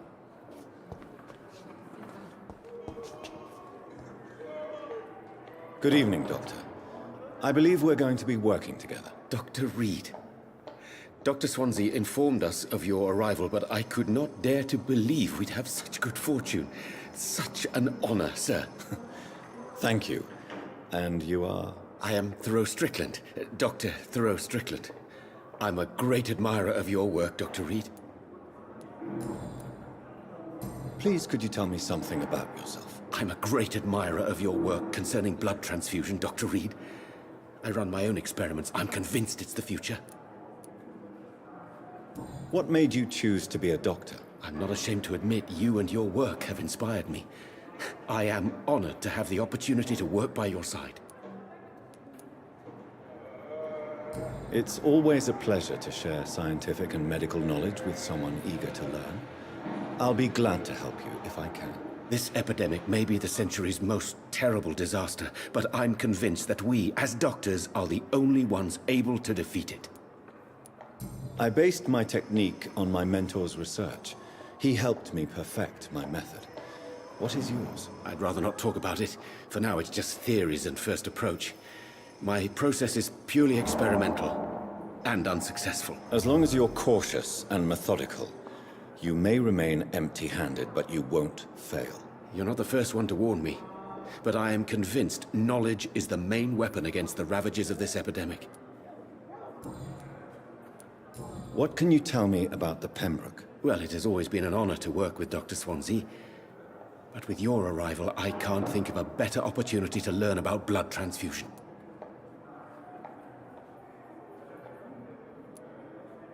You seem quite optimistic. It's a rare and precious attitude in these difficult times. I'm convinced that this epidemic is a test of endurance and dedication for us men of science. Questions remain about our capacity to resolve the situation. True, true. Last summer, during the first wave of the epidemic, I used to joke with Milton about the extra work. We're not smiling now. Do you need help with anything in particular? Well, yes, maybe. I'm waiting for a batch of products I ordered for my personal research, yet my supplier seems to have vanished. Do you want me to play the errand boy for you? Oh no, Dr. Reid. But if you went personally to his shop, what with your reputation and all, he wouldn't dare to refuse the products I need. I see. Well, give me the address, for I may pass by if I have time. What do you think of Dr. Ackroyd's aversion to modern medical methods? It's a shame he's so narrow-minded. Dr. Swansea taught me that science is about exploring uncharted territory. I'm convinced that's true. With the influenza and all that's going on, you should put your differences aside, don't you think? Why is it so difficult to work together? I believe that if Dr. Ackroyd had been the one to discover the transfusion process, he would be the first to recommend its use. So you believe it's just a question of jealousy and pride? Dr. Ackroyd is as proud as he is blinded by his obsolete concept of medical science. Tell me more about your willingness to experiment with new medical techniques. Harvey Fiddick is a patient suffering from a severe injury that could cripple him if not treated correctly. I'm convinced your blood transfusion technique could help him. What is it you really want? To save him, or to prove your point? Fair question. I want nothing but to save my patient, Dr. Reid. Especially since I know Mr. Fiddick's story. This personal involvement could also appear to be a lack of impartiality. You must know that a good surgeon must remain neutral. I agree. But that does not excuse Dr. Ackroyd's behavior. A man who did not even take time to converse with his patient. Do you think keeping his distance was a mistake? All I know is that I'm taking care of human beings with desires, hopes, and fears. Not some biological machine comprised of blood, bones, and flesh. Tell me Mr. Fiddick's story. Our first diagnosis was compromised because Mr. Fiddick lied to us about the real origin of his injury.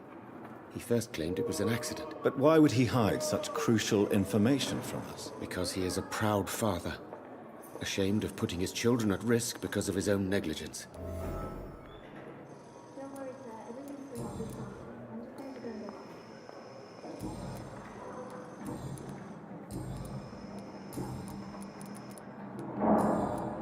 Goodbye, Dr. Strickland.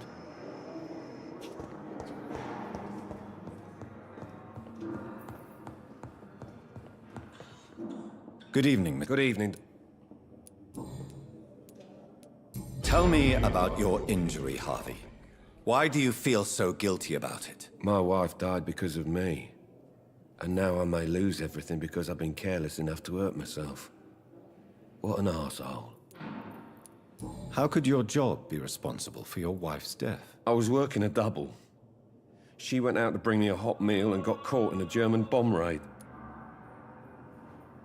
You can't hold yourself responsible for your injury, Mr. Fiddick. Unless you tried to hurt yourself. Of course I didn't hurt myself. But I can't work until my arm is fixed. My children need to eat, Doctor. How could your job... I was working...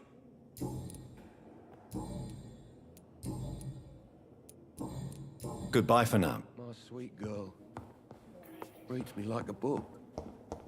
I'll never keep anything from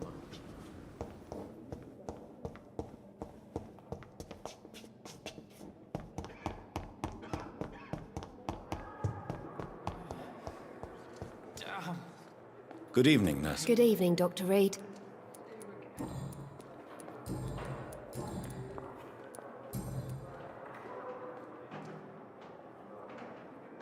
Goodbye, nurse.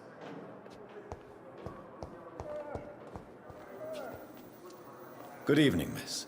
I'm Dr. Reid, the new surgeon at the Pembroke Hospital. And who are you? Your name has no meaning to me, mortal. You're nothing but dust blown by the winds of eternity. I beg your pardon? What are you begging for, mortal? My clemency? Well, tonight maybe I'm inclined to mercy. You'll never forget the night you met Thelma Howcroft. You keep calling me mortal. Why is that? And if I'm mortal, what are you? Well, Dr. Reid, if you must know, I'm a vampire. And why do you believe you're a vampire? I don't need to believe anything. It is what I am. It is what I feel within this hollow shell of flesh. Please, describe to me how you feel. What is it like to be a vampire? I can hear my body crumble from the inside as my flesh cracks and fades. I sense the last pulse of postulant blood within my drying veins. I need new blood. I see. Have you ever heard of Cotard syndrome, Miss Howcroft? Never. It's a mental illness discovered by a French neurologist named Jules Cotard. The affected patients are delusional. They believe that they are putrefying, that they are dead, a ghost or a ghoul, or in your case, a vampire. Delusional, you say? Oh, sad and petty mortal. You can't even begin to understand the concept of immortality. And you think it is I who am delusional. I'm assuming you must be a patient here. Am I right, Miss Howcroft? It's only a cover. To hide from my enemies. I can leave whenever I want. As a woman, a spirit, fog, or bat. Who are these enemies you mentioned? Can you describe them? I cannot say for sure. But I sense their eyes on me from nearby. I feel them watching me every time I visit the garden near the morgue. The staff here are not your enemy. They're here to help you, to care for you. I'm not speaking of the doctors in white. I'm speaking of the men and women who hunt me. For I am a vampire. I see. Don't worry. These people will not find you here. I'll personally make sure they leave you alone. Thank you, mortal, but do not interfere with them, for you are no match for those that hunt me.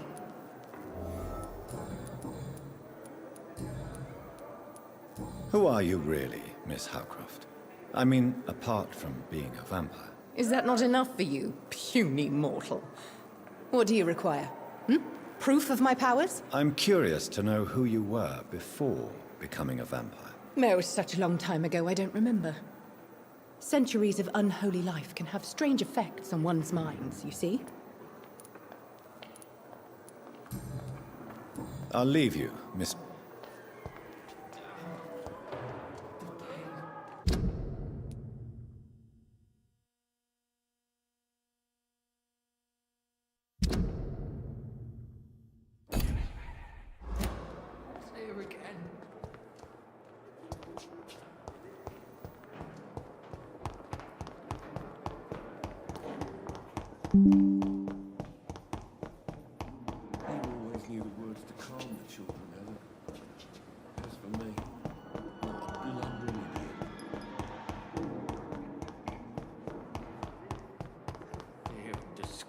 On every street corner.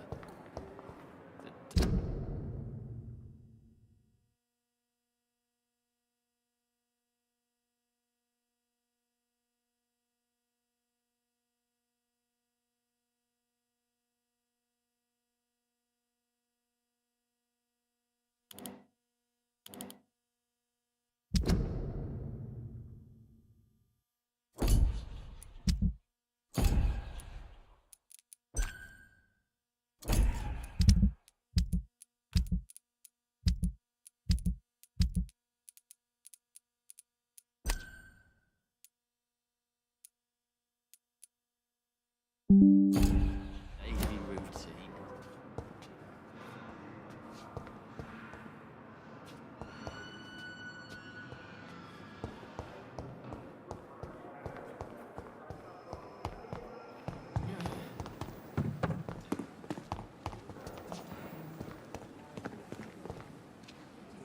Good evening, sir. So it is true. The famous Dr. Reid has joined us. I can't think of any better news during these terrible times. Do we know each other? Actually, yes. We met once before, at the Rockefeller University in New York. Dr. Tippett, yes, I remember. I was assisting Professor Carell in his research about coronary bypasses. He had nothing but praise for you. He was also very confident about your future. And look at you now. Eminent surgeon and blood transfusion specialist. What is the Pembroke Hospital situation? And please, speak freely. This hospital is not exactly the best of London. I'm sure you are used to working in a better environment. It's more than enough. In any case, the personnel of a hospital are much more important to me than the building. Don't be misled by appearances, Dr. Reid. This hospital does not lack talented people. It just lacks hope. What can you tell me about the staff in the hospital? Some are really good, and others are not so good. But during this troubled period, there is no time for slander. I prefer to focus on the positive character traits. Tell me more about cherished people, then. Nurse Brannigan is a pearl. She is the most helpful and dedicated nurse I've ever worked with. A clever and cheerful woman. You really seem to admire her skills. I'll go even further. If she was a man, she would be a damn fine practitioner.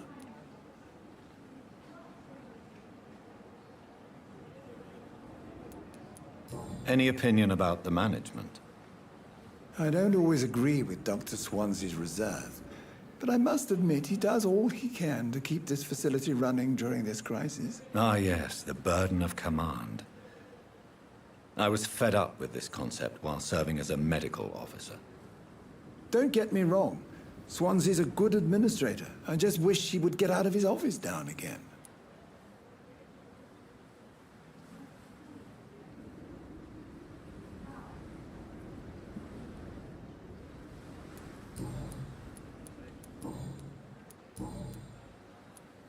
Corin, I want you to tell me about Mr. Connor. How did he die? What happened? He was my patient. He died because of my mistake. That's the blunt truth. What was the nature of the mistake? It was a twofold error. My diagnosis was wrong, and the administered dosage was too strong.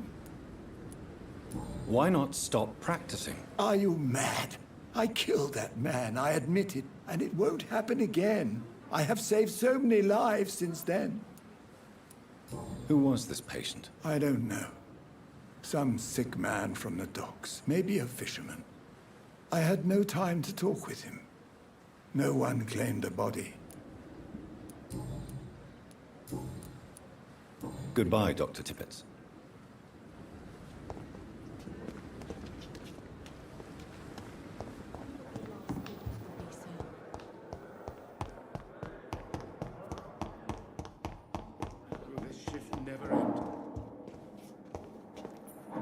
I'm quite busy.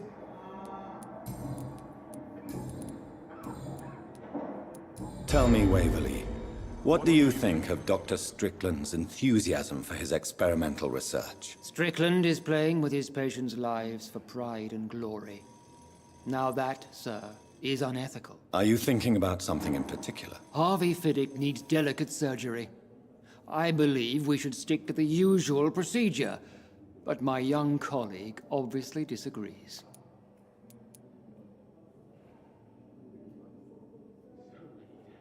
And are you not afraid that your rivalry with Strickland may be blinding you? Rivalry? I guess you could call it that. But I will never be childish enough to let my personal feelings affect my judgment. Why do you wish to lead this surgery? I strongly believe that Mr. Fiddick should not be butchered to test an unproven procedure.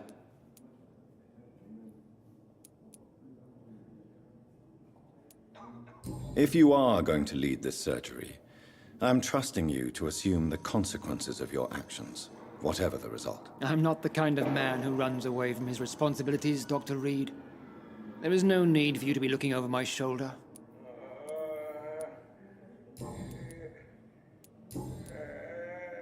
Thank you for your time. We'll talk later.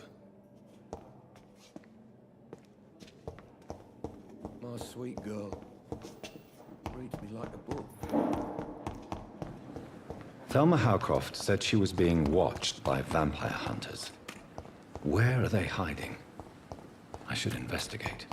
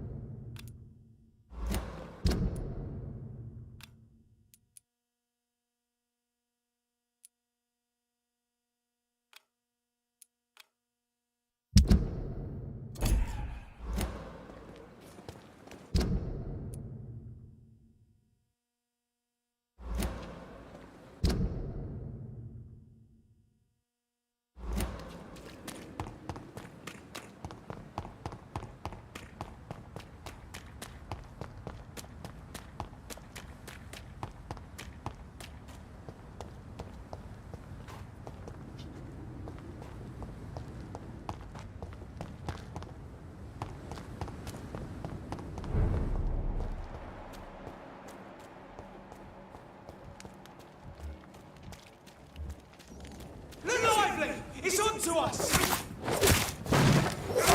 Watch it!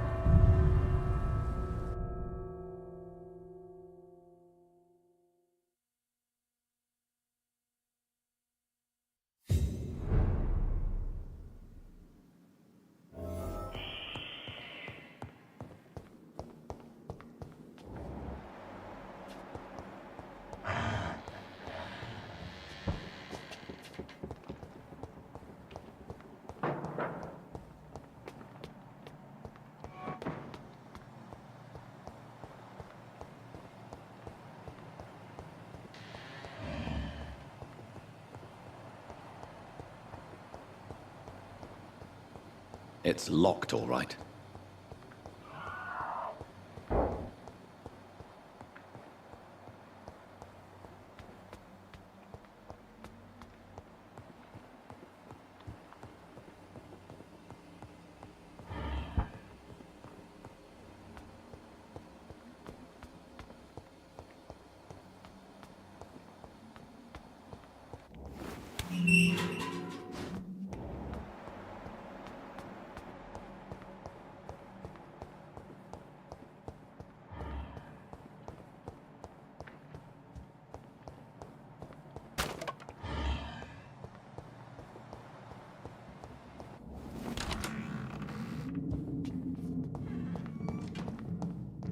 It's locked, all right.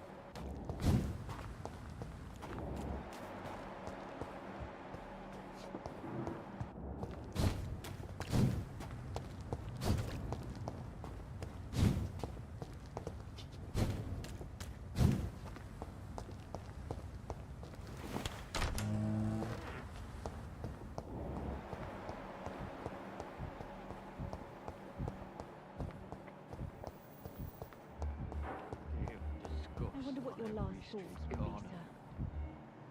The daily routine. Good evening, Miss Howcroft. I need blood, Doctor. Warm, rich, vibrant blood. I'll leave you. Time has lost its effect on me, but the suffering can... Good evening. I need... I'll leave you, Mistress of the Dark, to your nocturnal. I wonder what your last thoughts would be, sir. Here again. I have wasted too much energy for so little result. Good evening. Good evening.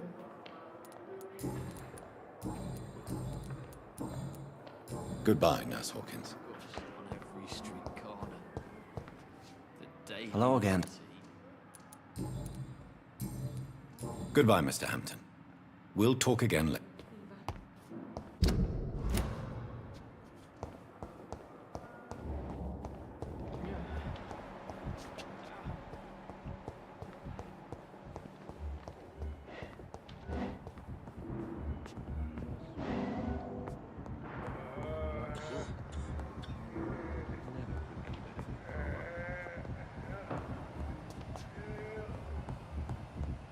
I cannot enter.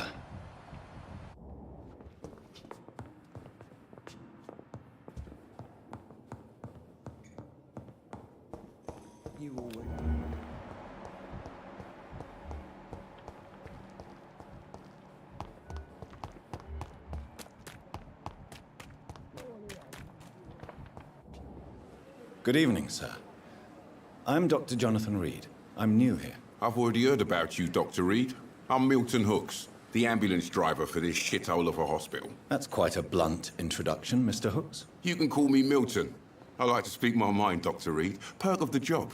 Don't judge me, and I won't judge you. I'm not sure I understand what you're talking about. Well, I'm no doctor, but I'm pretty sure a gun can't be used as a surgical instrument. You have a keen eye.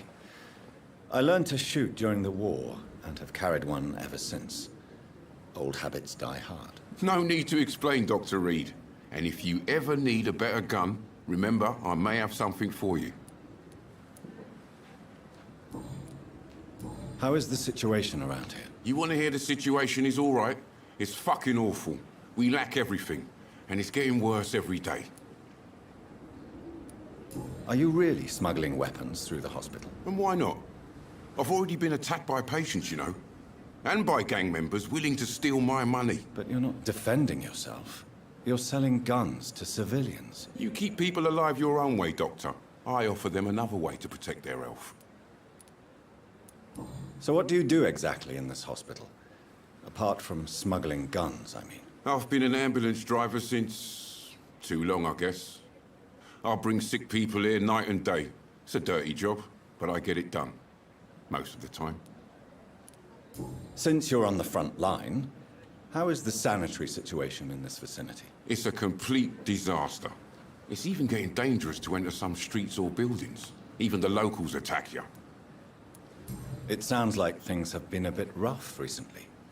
What's happened? Yesterday I got attacked by the patient I was bringing here. I escaped through the hospital's garden, but I lost my wallet when I was running. You left an infected patient outside the hospital? That's incredibly dangerous. Go there yourself if you want, but be careful, Doctor. I'd rather not bring your dead body back.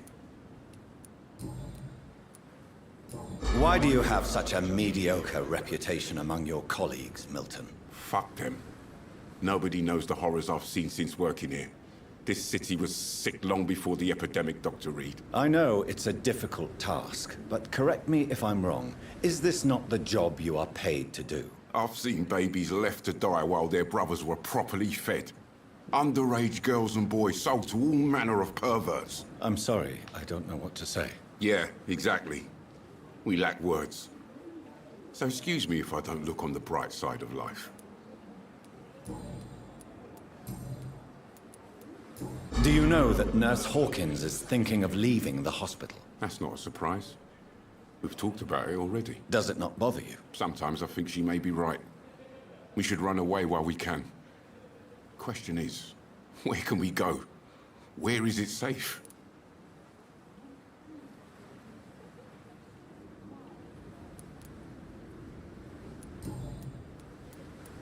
I have some good news, Milton. What? The epidemic's over? I retrieved your wallet, with all the money and a certain picture. Well, yeah, Pippa Hawkins is my girl. So what? Is it the difference of skin color that bothers you? Not at all, Milton. Good. Please, take this money anyway. To remind you to keep your mouth shut. Not everybody is as broad-minded as you, Dr. Reid. I'd like to see your goods. Wise choice, Dr. Reid. A reliable gun is what everybody needs these days.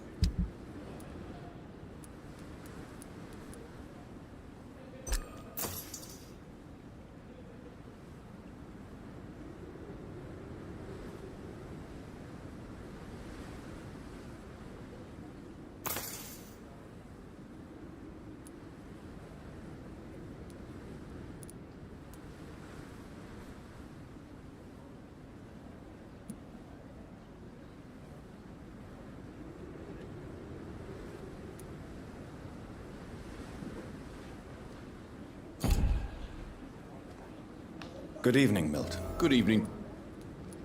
I'd like to see your goods. What?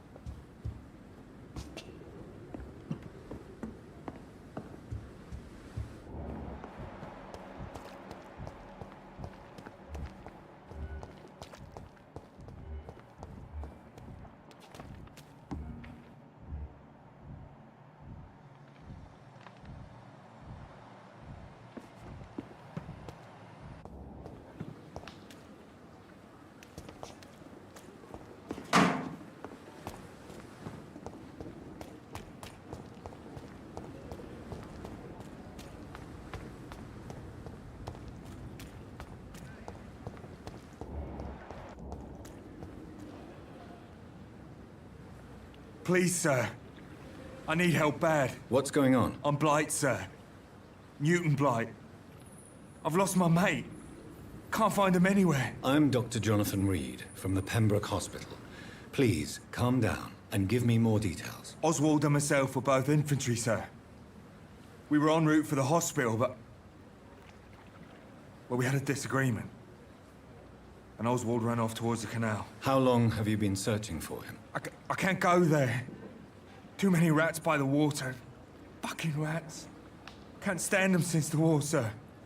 Can't stand them at all. Don't be ashamed, Mr. Blight. Many soldiers who survived the trenches suffer from musophobia. I'll see what I can do for your friend.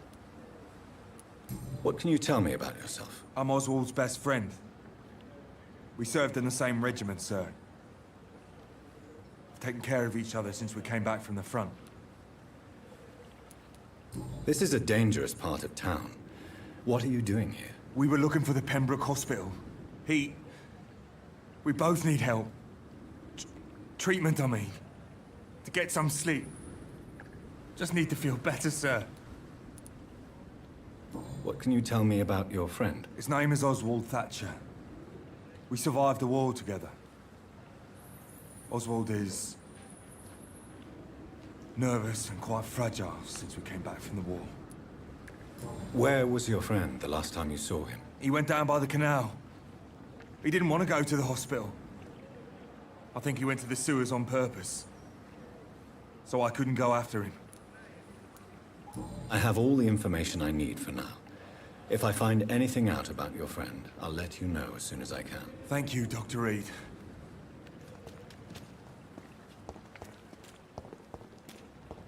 It's locked, all right.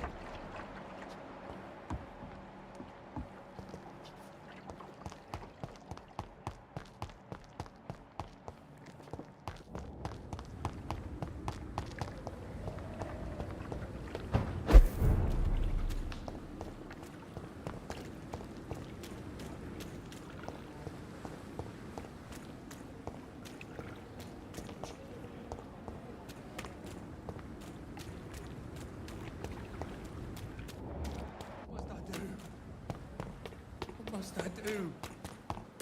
This isn't even my neighborhood.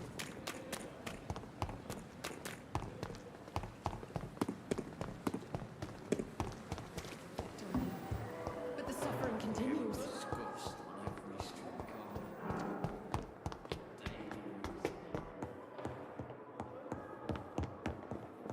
Not now!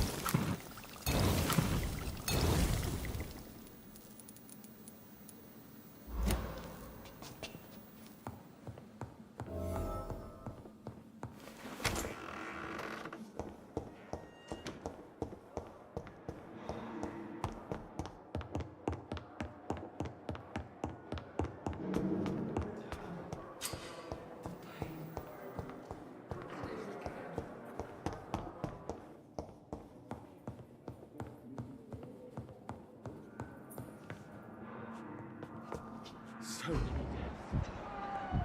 dead. How can we be sure we're making a difference? Words to calm the children, Helen. As for me, what a blundering idiot.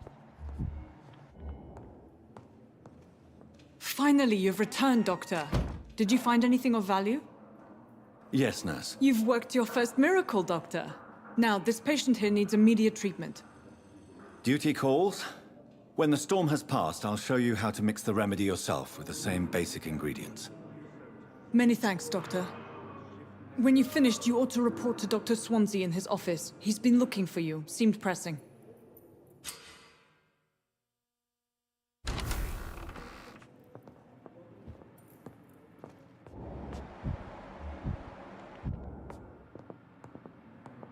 This hospital seems to be falling apart. Good evening, But in the circumstances, Doctor. Good evening, Doctor. How is my son doing?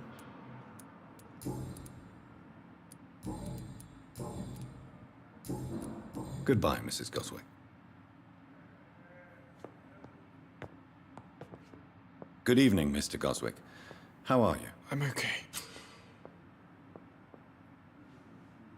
Do you need any help? I'm afraid I may, sir. I don't mean to be a burden. You are not a burden, sir. Healing you is my responsibility. And you have my gratitude for that.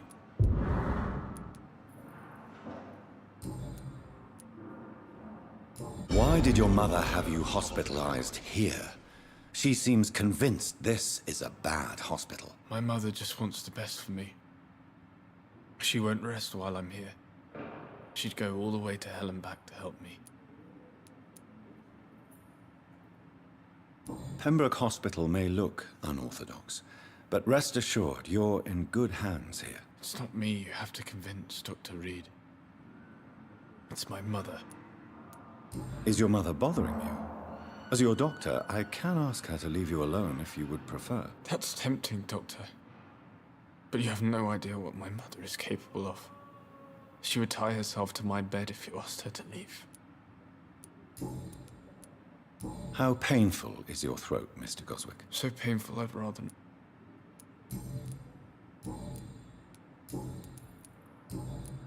I have to go. I'm all right. Don't waste your time with me. Good evening, Doctor. How is my son?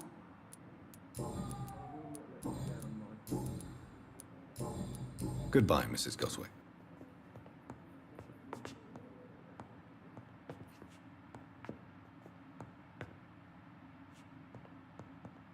You always knew the words to calm the children, Helen. Good evening, sir. As for me...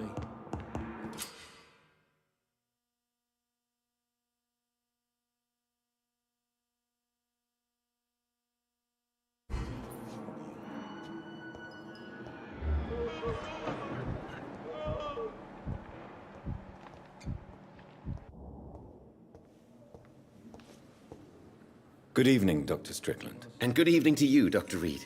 Can I be of any help? Do you need my medical attention, dear colleague? You don't have to worry about me, Dr. Reid. I am here to assist you, not to be a burden. Do you need my... You don't have... Goodbye, Dr. Strickland.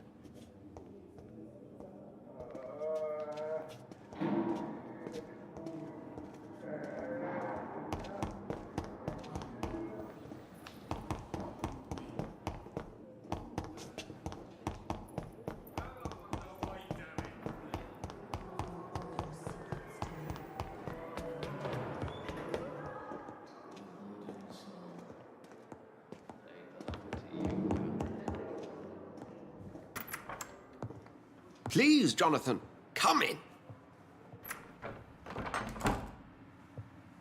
Fascinating, is it not? In the last decade, so many mysteries have been brought to light with our microscopes.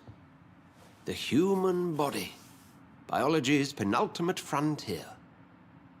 The more we explore its boundaries, the less we're able to trace a clear line between life and death. You, my friend, have a foot in both countries. The view must be vertiginous. It's at least as vertiginous as chatting about vampires with you, I would say. This must be all so new to you. This area of town, the hospital, a brand new life. How stimulating it must be. I wish I could share your enthusiasm, Dr. Swansea, but my condition defies scientific categorization. Undead? Unalive? Immortality defies logic. I cannot express my thrill at this serendipitous turn of events. The world's most eminent specialist in blood transfusions, a vampire. One might say a gift from heaven.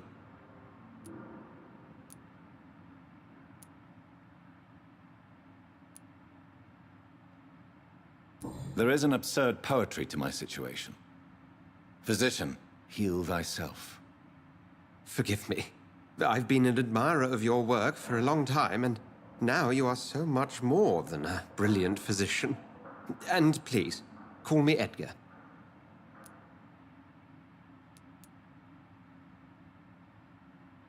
I'm not some doe-eyed student, Edgar. I understand we both have something to gain from this relationship. Very well. I have a task for you, Jonathan.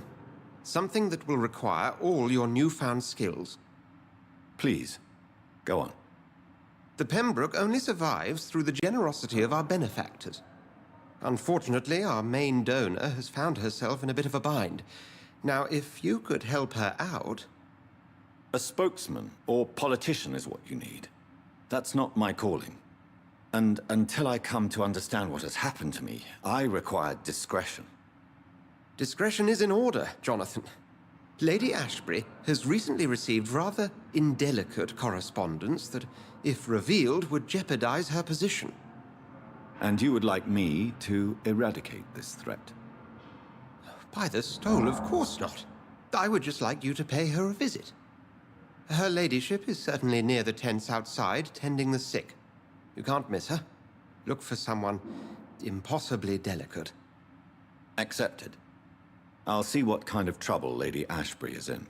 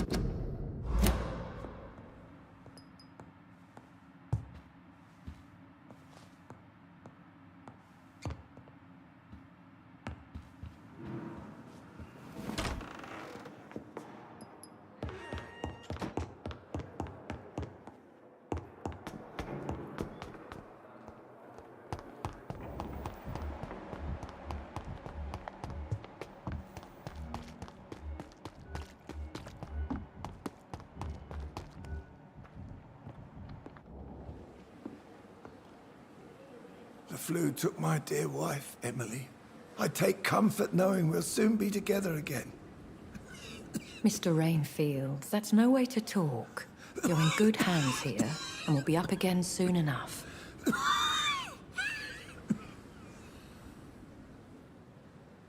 Now do me a kindness and get some sleep. I'll be back round later. Your words are kind, the blessings of an angel. You're the sweet, sweet Lady of Mercy.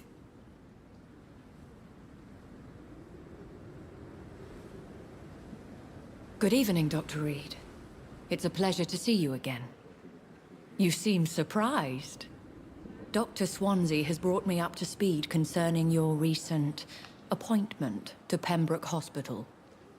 You're a the lady who saved me that night, before vanishing into thin air. I remember you from the pub with Dr. Swansea. Indeed. Allow me to introduce myself formally this time. My name is Lady Ashbury. I remember you well, in spite of the brevity of our encounter.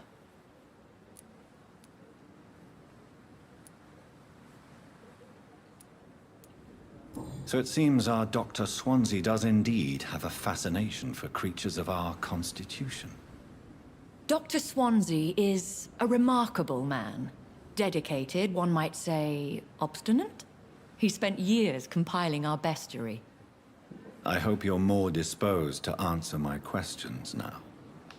You must have countless questions, but our rather urgent matter first. Swansea has explained. My cover, if you prefer, has been compromised. Have any of the patients given you trouble? These poor souls have so little left to live for. I do my best to ease their pain. The world would be a better place if it were cared for by women like you. You make me blush. I am simply a necessary evil. Pardon my boldness, your ladyship, but I have questions concerning this condition we share. As a newborn, your hunger for answers is rivaled only by your thirst for blood. But the questions need wait. I'm a scientist. My trade is in the deciphering of mysteries, and I need information to feed my mind. I will gladly answer every question you have, but first, prove yourself capable of resolving my predicament without eating the culprit. Dr. Swansea has commissioned me to be your agent in this matter. You could start by explaining what's amiss. These past insufferable weeks, I've been the victim of extortion. I've made a first payment, but the blackmailer grows greedy. I must refuse his most recent demands. What are your expectations? Please be precise. As the newly appointed surgeon of this hospital, you are in an excellent position to ask innocent questions and deftly learn the identity of my blackmailer. Who would be so foolish as to threaten you? A kindred spirit. Even if it were the case, and I highly doubt it, a vampire would have asked for something more valuable than money. My suspicions lean toward a patient, or their family. If we're dealing with an ordinary criminal, surely you've the means to deal with it yourself, if I may. As immortal tradition doth dictate, all fangs and hypnotic eyes ablaze, the blood would run like a river. That's what I hope to avoid. Violence has a tendency to spiral out of control. Please continue. Every detail is essential. I'm your man. My embarrassment in this matter is eclipsed only by my shame at having put the hospital at risk. The threat from our anonymous scoundrel is clear. A list of dates. My visits coinciding with the dates of suspicious patient deaths due to massive blood loss. Is it true? Now aren't you the blunt one?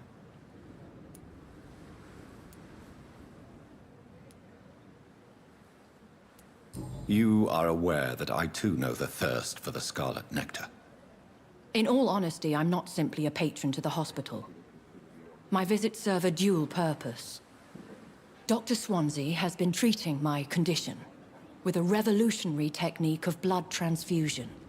It seems you are a specialist in the domain. I'll take care of it. Do you know where I should start? If that was the case, I'd settle the matter myself. You could talk to our local gossip, Harriet Jones. Not a pin drops here without her hearing about it. I'll meet that woman now. My life, as others know, is in your hands, Dr. Reid. I'm sure of your discretion, but I do fear your powers of persuasion will be put to the test. When this is resolved, I'll be your obligé. I'll answer all questions in regards of your condition.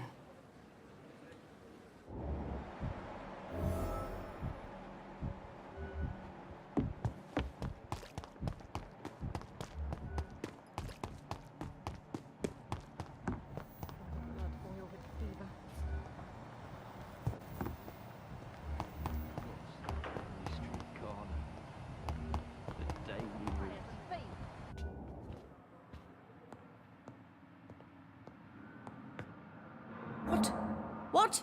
What is this? Who are you? Get out of my room. There's no need for alarm, madam. I'm Dr. Reid, the new surgeon. Preposterous. Dr. Reid, you say? I don't want some bumbling intern. Where's Dr. Swansea? Please, calm down, madam.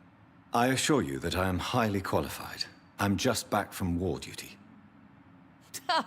How brave. Threatening an old defenseless woman. You know how long I've been a patient here? You've picked the wrong fight. I'm Harriet Jones. Harriet Jones? Indeed. I've been meaning to have a chat with you.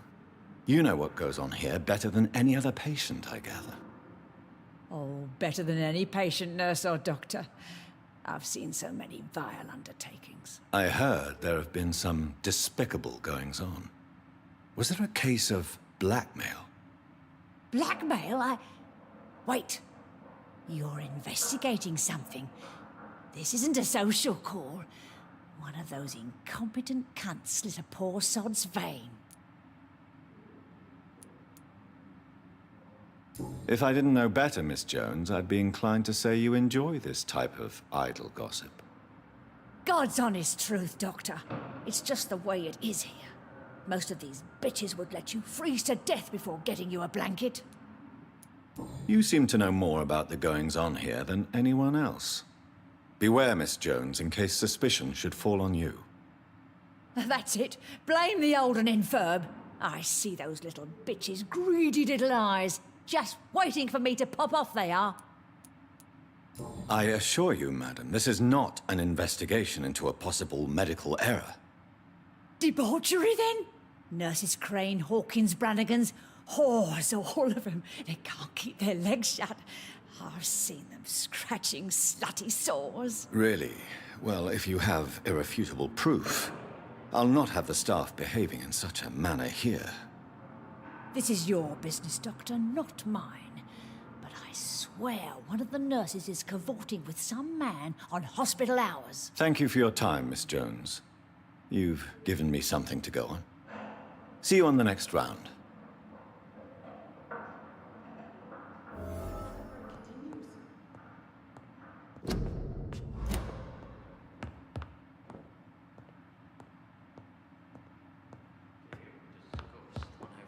The patients and staff might know something.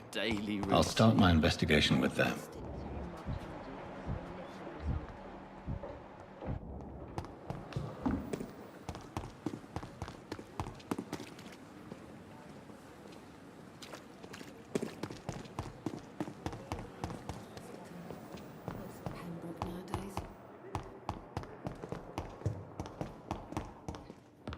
Never could keep anything from her. Good evening, Mr. Fiddick. Good evening, Dr. Reid. Any news about my operation? Is there anything else that's bothering you? Can I help in any way? I'm all right. Considering the state of this place, I should consider myself lucky, I guess. Have you heard talk of any blackmail here at the hospital? No, nothing. Goodbye for now.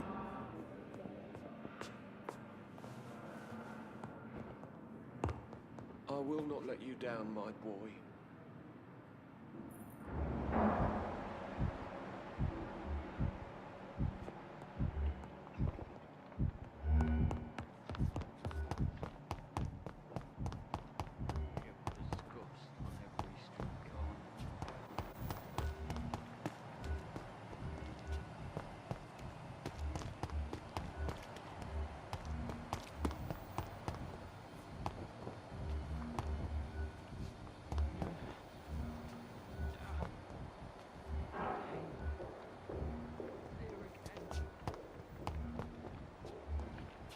Oh, God.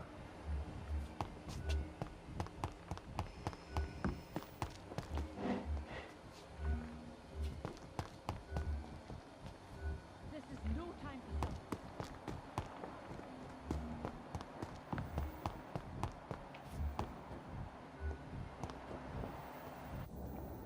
Good evening, Miss Howcroft. How are you tonight? I need blood. I'll leave you.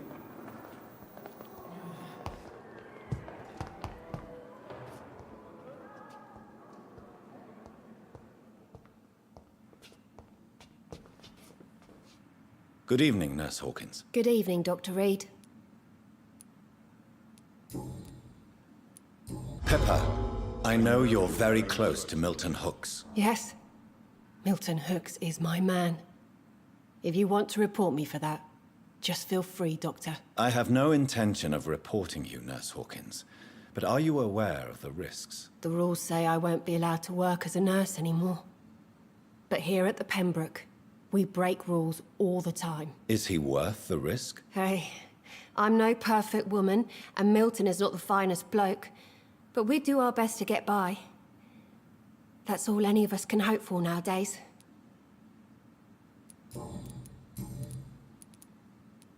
What steps are you prepared to take to feel more useful? I don't know yet. My sister believes that the real fight is in the streets nowadays. Maybe she's right. Maybe this is what I must do. And what about Milton Hooks? Does he share your point of view? For Milton, any change means more comfort and more peace. I disagree. If you feel that saving lives is not useful enough, perhaps it means that you've lost faith. On the contrary, my faith has never been stronger. Maybe we are all just too proud to face up to the fact that science cannot compete with God.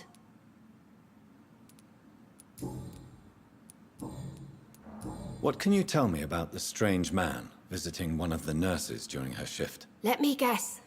You spoke with that old shrew, Harriet Jones. Do not pay attention to her, Doctor. She's full of fanciful tales.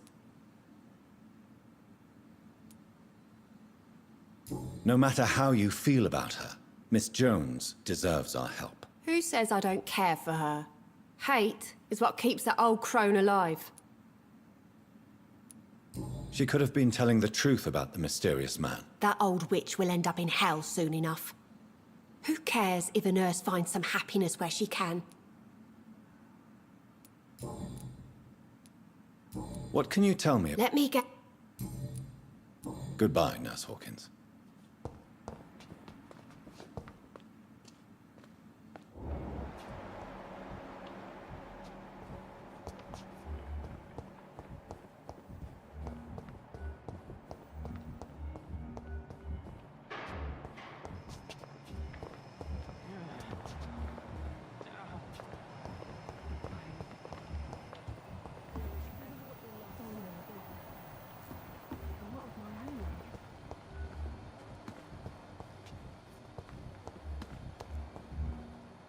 The Pembroke is so lucky to have... Good evening, nurse. I'm Dr. Jonathan Reid, the new surgeon here at the Pembroke. Dr. Swansea has already told us about you, sir. I'm Nurse Gwyneth Brannigan. Welcome to the Pembroke Hospital. Did he really? It's a good thing I wasn't hoping to keep a low profile. All members of staff have already read about your new blood transfusion technique. Dr. Swansea made sure of that. I see. Well, I'm a little surprised, but I suppose I'll just have to deal with this unexpected notoriety. You must know, blood transfusions are Dr. Swansea's primary subject of research. He is convinced it is the future. How are things here? Not good, to say the least. We're struggling against an invisible enemy, more lethal than any bullet from a gun. It's hard, Doctor. An invisible enemy? Quite a poetic term for a disease, especially from a nurse. Sorry, Doctor. These last few weeks have been exhausting. We could all do with a good night's sleep. Do you think this hospital can survive the epidemic? We are all volunteers here, and we're trying to hold fast, but how do we beat an invisible killer? Some nurses have already resigned. I'm not familiar with all the staff yet. Perhaps you could help me. Brilliant professionals, most of them. Dr. Swansea has a gift for recruiting talent. Most of them. Is there a problem I should know about, nurse? It would be inappropriate for me to speak ill of a colleague. Nurse Brannigan, if you do know something, please tell me. Anything you say will be held in confidence. No. I may disagree with some conduct, But in the end, everybody is doing their best. Is there anyone that stands out? Well, I have never met someone as dedicated as Dr. Tippets. He should be a standard for us all here. If only he were younger.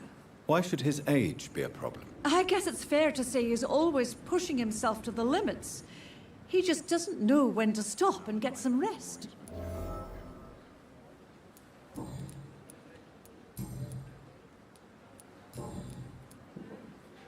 Why does Dr. Tippets claim you're the main reason he keeps working, despite his fatigue? If it wasn't for him, I probably would have left the Pembroke years ago. Dr. Tippets does not think of you as just a nurse anymore, does he? If you're suggesting he's not taking my gender into consideration when it comes to medical practice and knowledge, I really hope he doesn't. Tell me what Dr. Tippets did. I know his mistake caused a patient's death. If I had not covered up his error, Dr. Tippets would have been fired from this hospital. I could not let that happen. You can't allow your emotions to dictate your conduct concerning patients, Nurse Brannigan. Look around you, Dr. Reid. Do you really think we can afford to lose a brilliant practitioner like Dr. Tippets in our situation? I can't say I approve of what you did.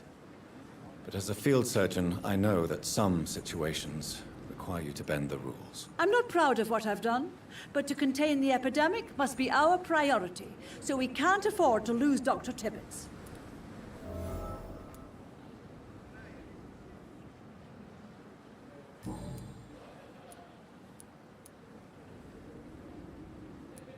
I've decided that I won't reveal Dr. Tippets. Shall we say, misdemeanor? I'm so glad you share my point of view. Dr. Tippets is a brilliant practitioner. We most definitely need his know-how. I hope you're right. This is a huge risk we're taking. Dr. Tippets must regain his confidence. Please, keep this decision between you and me. He doesn't need to know you've found out.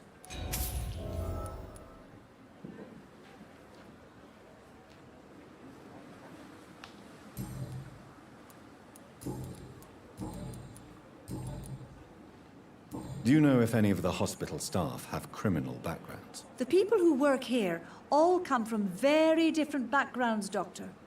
Just like the patients. Have you seen a strange man visiting any of the nurses here? I've never heard of such a thing, Doctor. Goodbye, nurse. Call me if you need assistance.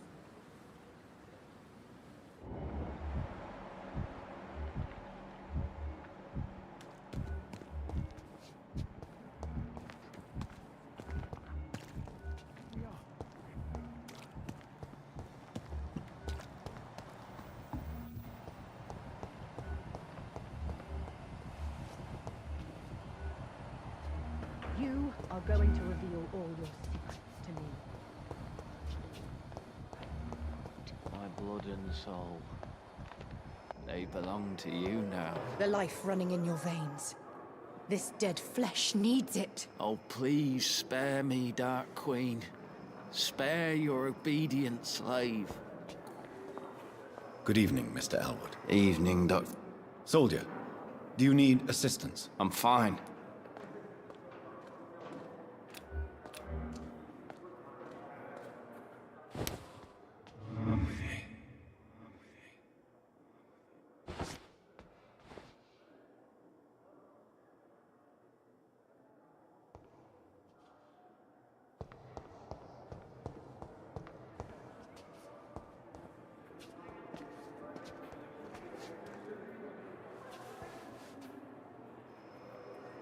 Here. Good evening, Mr. Elwood. Evening, Dr. Rick. Have you heard... If you want to know... Why do you feel responsible for the injury, Thomas? What really happened? I wasn't disfigured by any German shells. It happened during my leave. It was an accident. Why lie about it? Come on.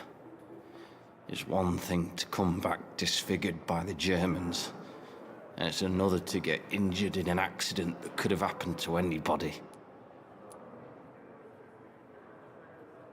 Reconstructive surgery has been very successful for some soldiers. I don't want to wear a bloody mask for the rest of my life. I'd rather stay here and just be forgotten. Tell me what really happened then. I went with a whore in Rouen. Dead drunk I was. The hotel was a shithole. There was a fire that night. Did you start the fire? Were you trying to avoid going back to the front? That's not uncommon, you know. No. It's just that I was asleep when the flames reached the room. The girl was long gone. Bitch never woke me up. Left me to burn.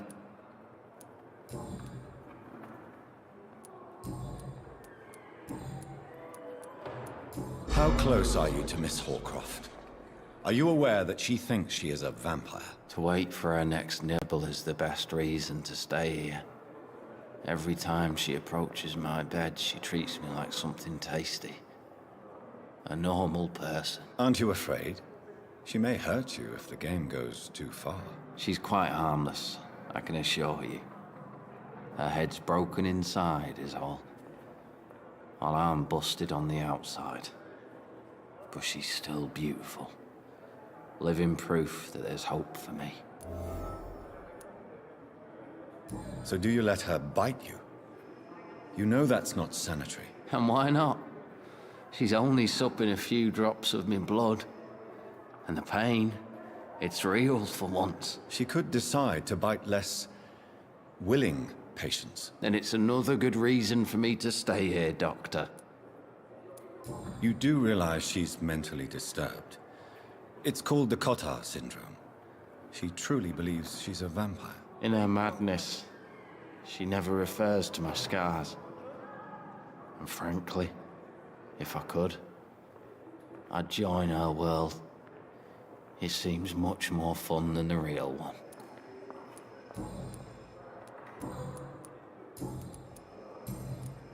Have you heard... If you... Goodbye. Fear and disgust on every street corner. The daily routine.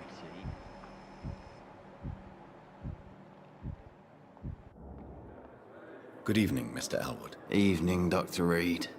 Soldier, do you need assistance? I'm fine. Just do...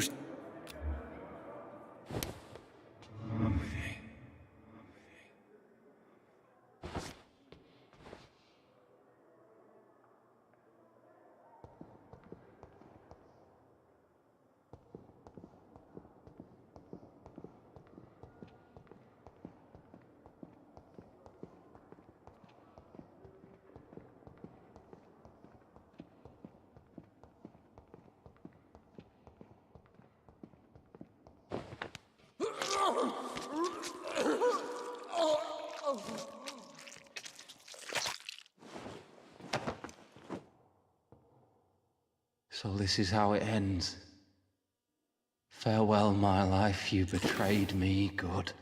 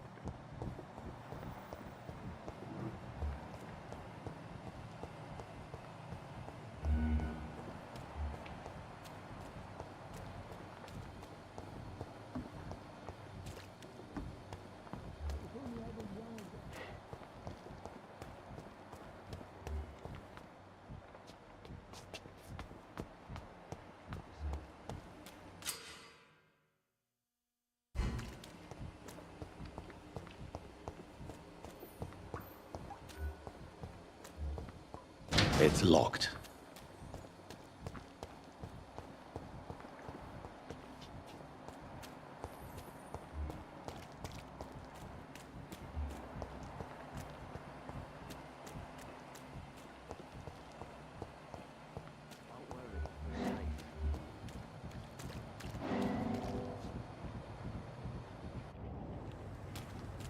Don't worry, we're safe.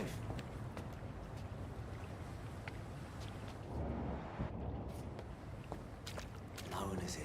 Relax. Don't worry, we're safe.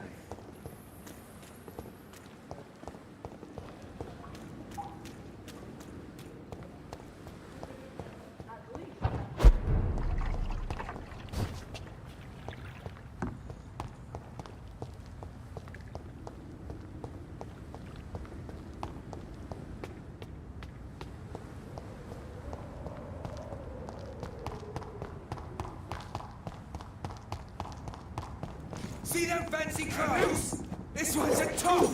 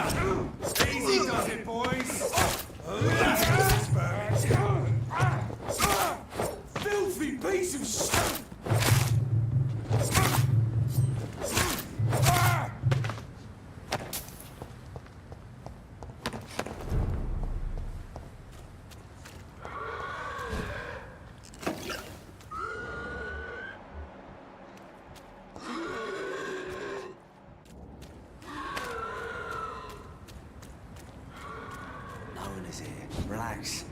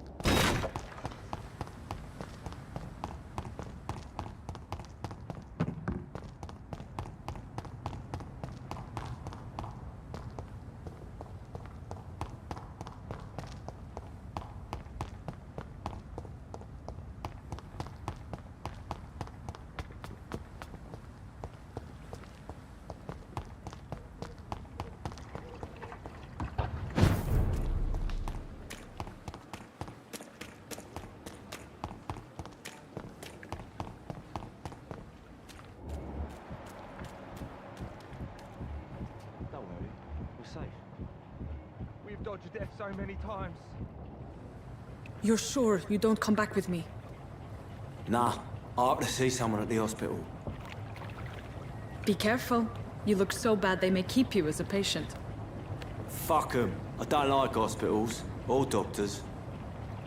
Well then, when you go back to Whitechapel, you may find this useful. What is it? A pass for a free medical exam by the best nurse available. Just read it. I don't read well, but thank you, I guess.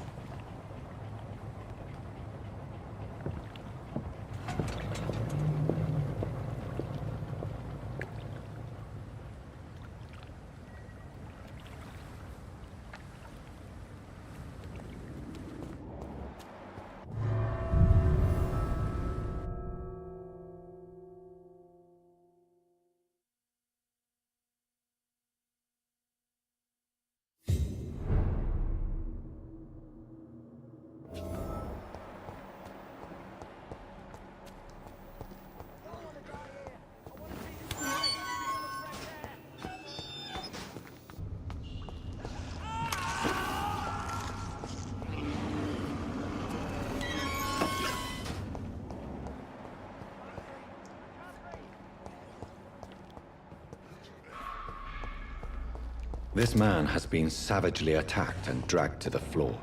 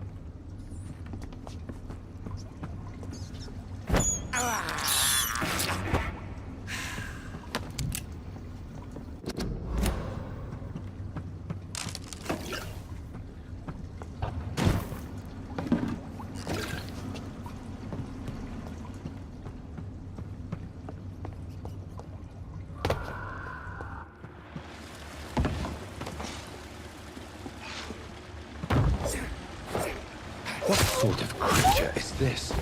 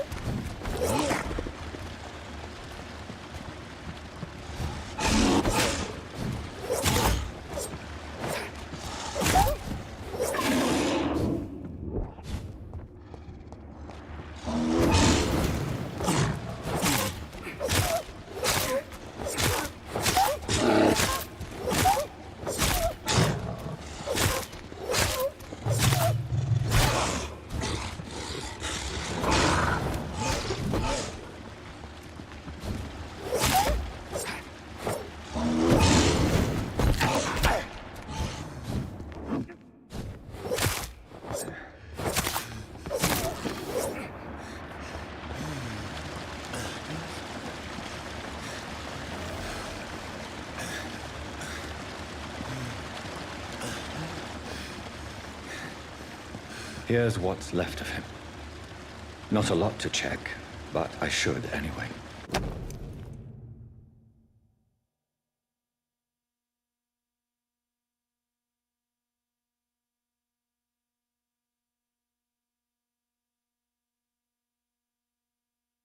Some voucher for a free checkup in Whitechapel. What is Nurse Crane up to? I really must find her.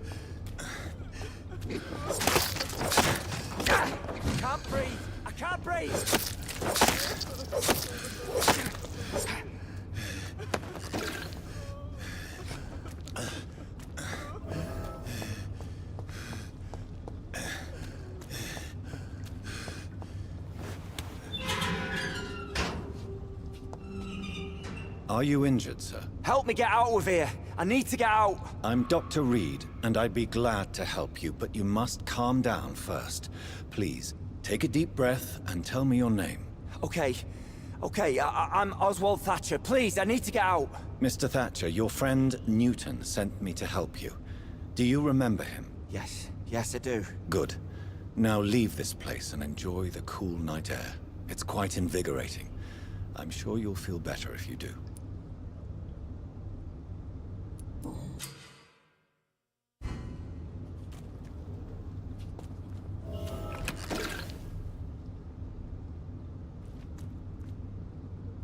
Are you sure you're all right, sir?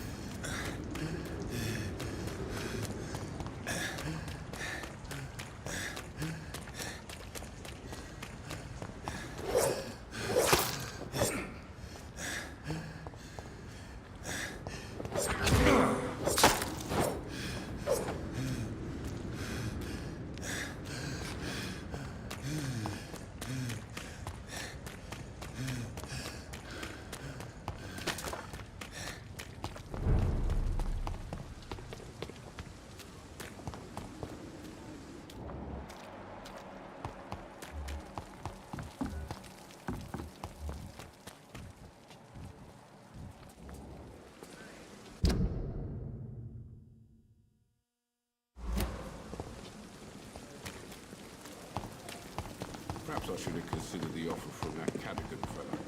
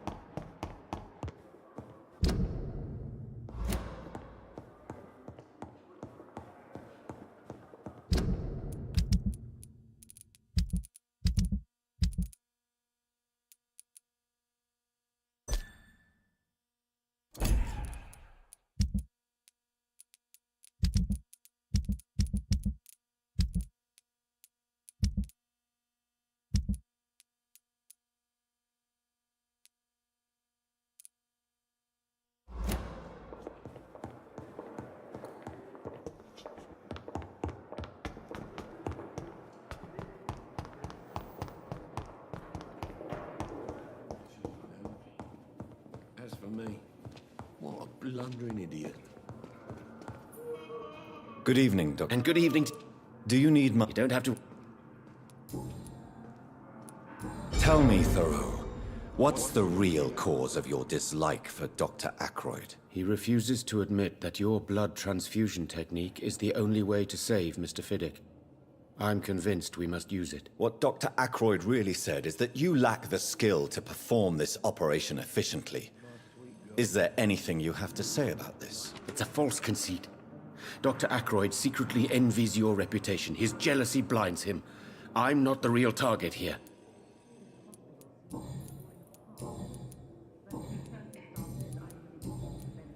Goodbye, Dr. Strickland. As for me, what a blundering idiot. Good evening, Mr. Fiddick. Good evening, Doctor.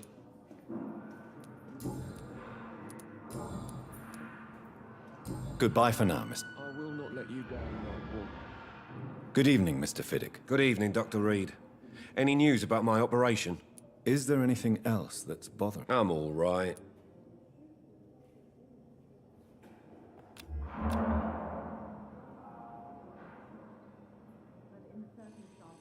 Is there anything else that's bothering you? I'm all right. Goodbye for now, Mr. Fiddick. I'll see you later. You always knew the words to calm the children, Howls. As for me, what a blundering idiot. It's locked, all right.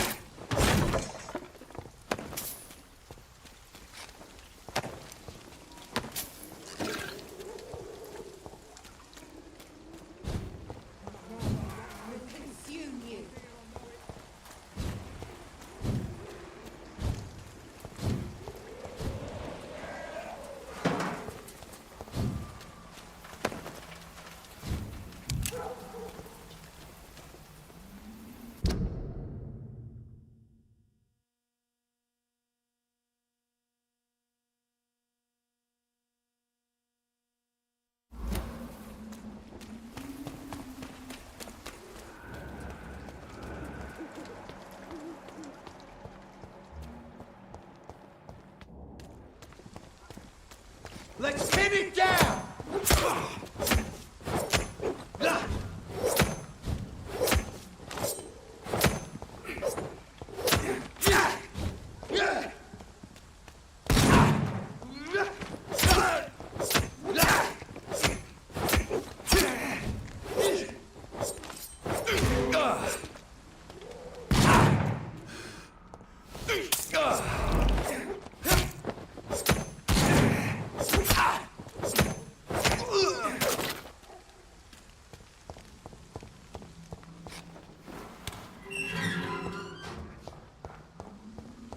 Whitechapel. This neighborhood is linked somehow to the kind Lady Ashbury's blackmail. First, let's find this Petrescu fellow.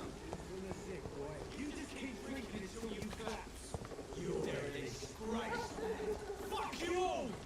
Fuck you all! Stop it now, Albert, stop it!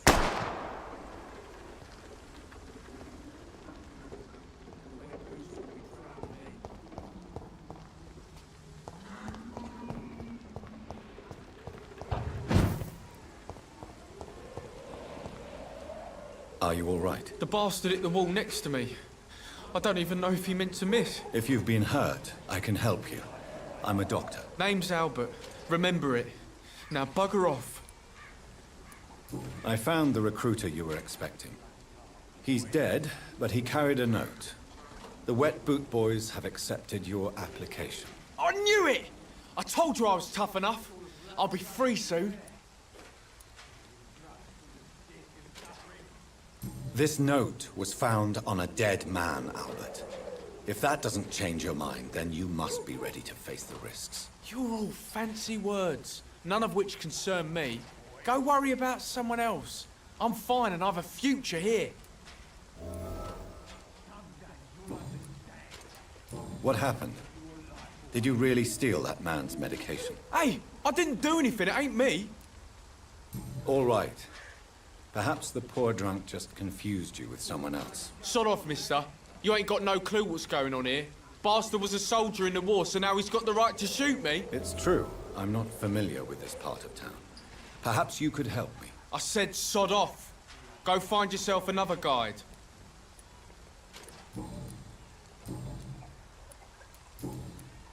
Do you know Nurse Dorothy Crane from the Pembroke Hospital? If you know anything about her, I'd appreciate it. Never heard of her. If she's pretty, I'll keep an eye out.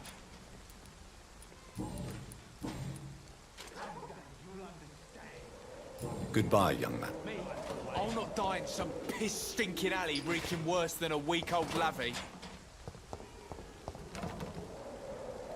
What? Shooting a boy in the middle of the street. Not the best thing to do, wouldn't you say? What? You saw what happened? Who are you? I'm Dr. Reid, and I'd like to ask you a few questions, if you promise me to set your gun aside. No. Look, I'm not a violent man. I'm Benjamin Palmer, doctor. And no one can help me. Not even you. You don't seem well, Benjamin. Do you need any help? I always feel ill, sir. It's like I'm never right.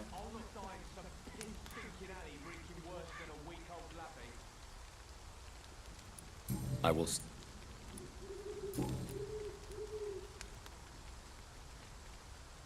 Perhaps you could focus for a moment and tell me your troubles. I'm sick, broke, and my son just stole my pills. Everything's coming up roses. What can you tell me about this place? Nothing to say, really. This is where I used to live, and this is where I live now. You don't have anywhere to go? No family that would welcome you? Not since the death of my wife, Albert's mother. She was sick, you see. Long before the flu and all this shit. You mean you used to have a better life? Yeah, I had a wife, a home, and a job. I even used to have a name. And now I'm just Ben. Ben the Tramp.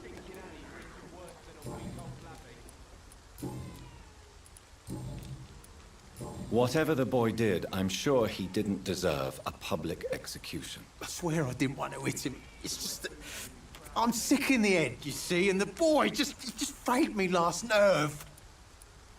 What is it, Benjamin? It was the war, wasn't it? Your nerves are shot, aren't they? I need some answers, Private. From one soldier to another. The doctors called me a liar. A coward. Put me in a straitjacket, locked me up. Finally, they sent me back to the front lines with a handful of tablets.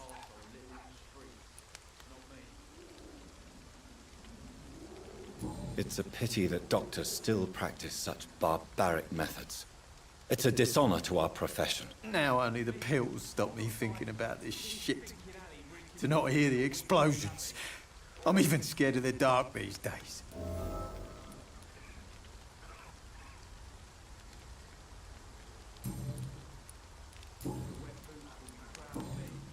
Do you know Nurse Dorothy Crane? Funny, I've been searching for her. Really? And why is that? Word is she ain't real. It's just a cover for some doctor who runs an illegal dispensary for migrants. A gun, out.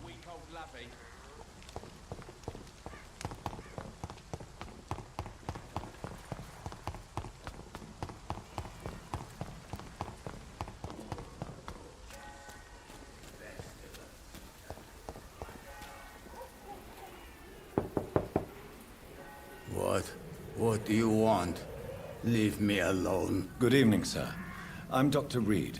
I'm looking for Nurse Dorothy Crane. There is no Dorothy Crane here. Now, goodbye. I'm afraid this medical leaflet says the opposite, sir. Really? Well, I'm afraid I'm going to close this door right now. Go bother someone else, Mr. Doctor. To enter that house, I must discover who this man really is. Maybe I could start by observing what he's up to.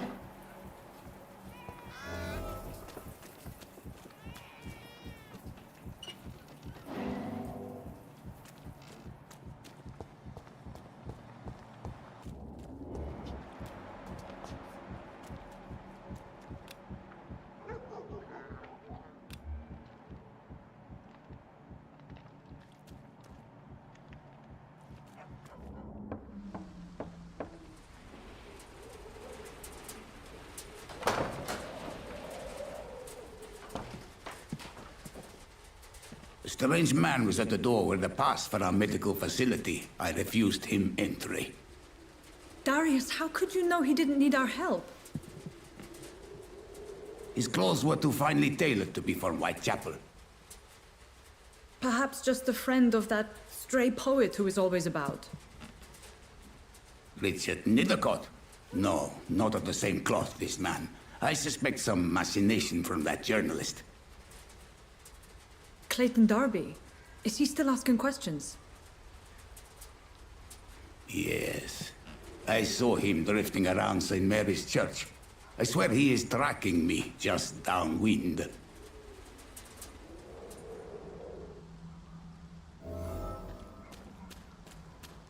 I must talk to that journalist or the poet.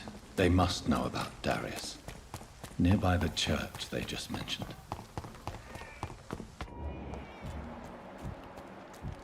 Oh, please. Welcome, sir.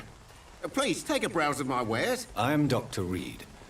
I would like to ask you a few questions, if you don't mind. Doctor? Interesting. I'm Barrett Lewis. Usually I don't have time to waste with talk, but at this hour of the night I can hardly refuse.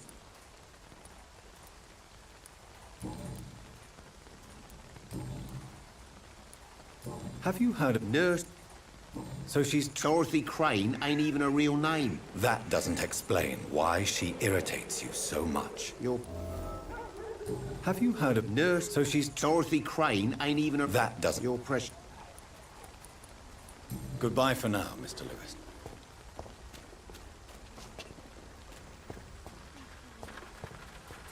Excuse me, sir. I have a few questions for you. Another journalist? I'm not a journalist. I'm a doctor. A doctor, you say? It's quite a rare breed in this... Really? But still, here I am. Dr. Jonathan Reid. I'm Joe Peterson to some, but Colossus...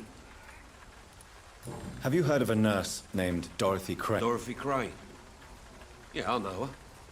One of the few good souls who dare to help the sick around here. Could you please tell me more about her? She's a nice girl. Tries to help the migrants. I offered to give her a hand, but she said my reputation would attract too much attention. Goodbye.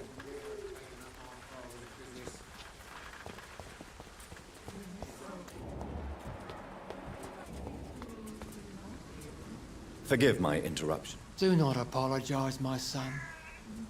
Father Tobias Whitaker is always happy to teach mortals about the incoming Armageddon. I am Dr. Jonathan. A scientist? Do you know Nurse Dorothy Crane? I don't like the liberal ideas of nurses, but Why do you hate Nurse Crane more than other nurses? Before coming to London, she was a member of the communist resistance in her country. That's what happens when you let a woman get it. So you're not exactly a fan of Florence Nightingale? Nuns should be... I have heard enough.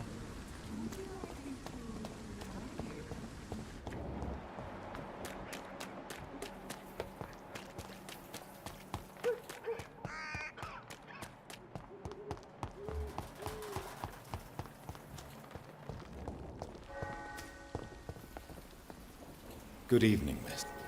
I know what you're thinking. A tall stranger who meets a girl in the street at night. It reeks of the penny dreadfuls. But I mean you no harm, truly. I know you understand what I'm saying. Your silence has nothing to do with you being mute, does it? You don't seem to need my medical attention. Very well.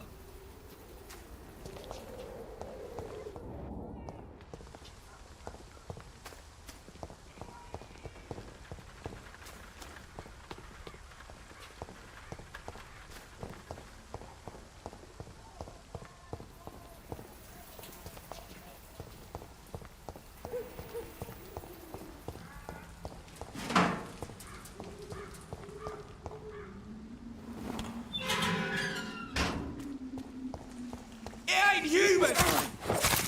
Die, vermin! Stop, vampire!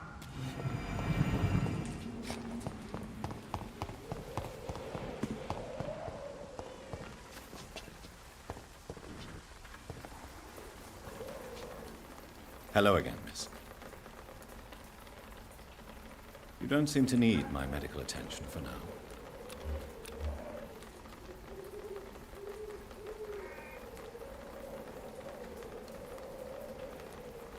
Very well. Goodbye, then.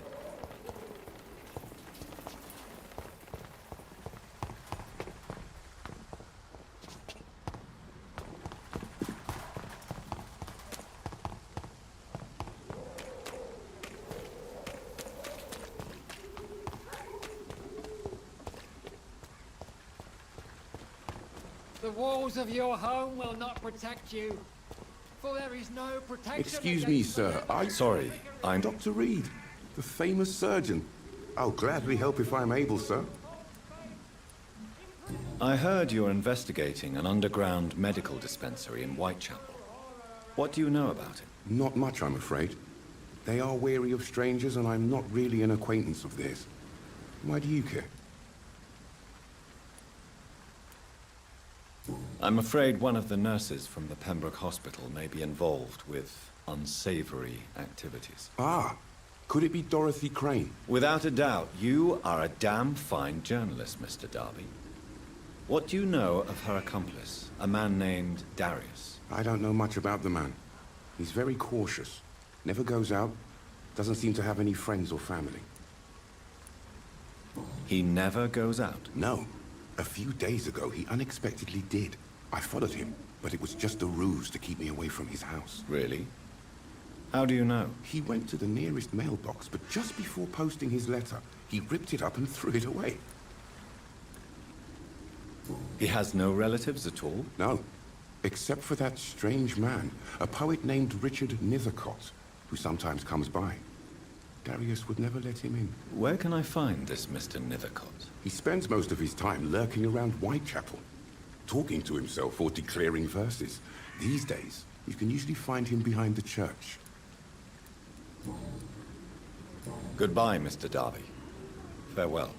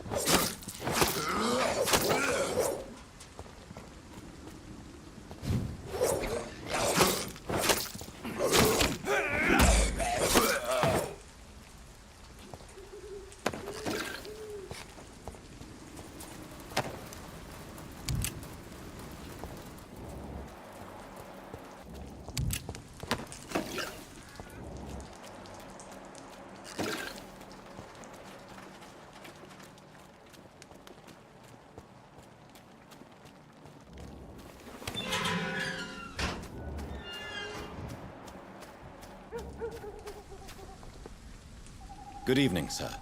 I'm Dr. Reid. I would like to ask you a few questions. Please be my guest. Although I may not be the best informant regarding this part of town, my words speak about that which the eyes cannot see. Really? Are you an artist of some kind? I'm a poet, sir. Richard Nethercott, at your service. May I ask you a few questions about the district? Extraordinary part of town, is it not? I'll be glad to help you, if I can. What can you tell me about an old man called Darius? Darius Petrescu? Yes, I know him. At first, I thought he was only a small publisher. I invited him to publish my work, but his reaction was pretty clear. Not interested in your talent? Darius is an old political activist who takes delight in printing tracts and lampoons. Those communist activities only require mediocre writing skills. I'm looking for Dorothy Crane, a nurse who lives in this vicinity. Dorothy Crane. Oh, I love the name. The Crane of Whitechapel. Sounds very mysterious. But... I'll leave you alone, sir.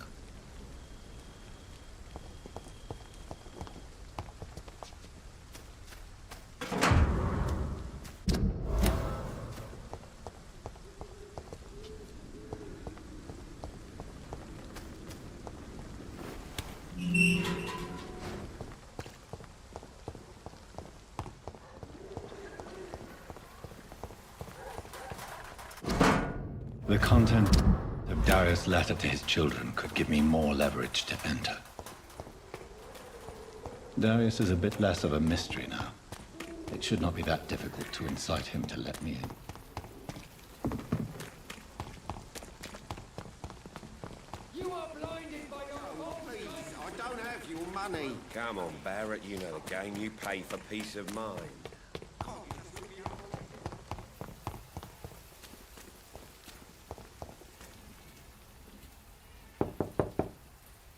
Mr. Petrescu, just 1 minute, please. You again.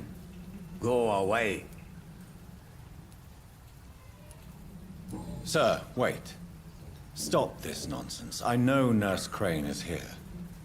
Shall we speak man to man, you and I? All right. Speak up. Don't you see we're on the same side?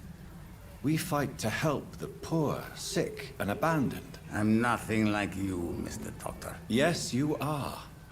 You too believe in providing medical care without charge. You know what we have to sacrifice to make the world a better place. I have to admit your words have conviction.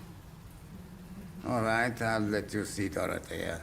Don't make me regret this, though.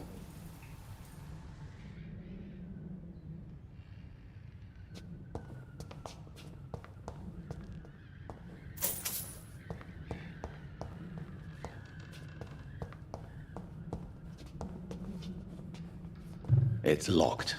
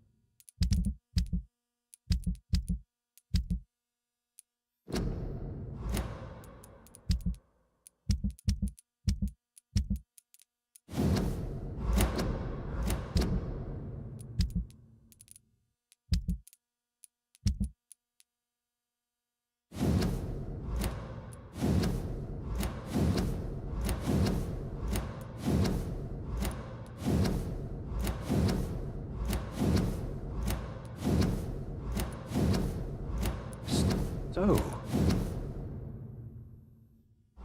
Mr. Hooks and Nurse Hawkins are an item. Those two have hidden their affections well.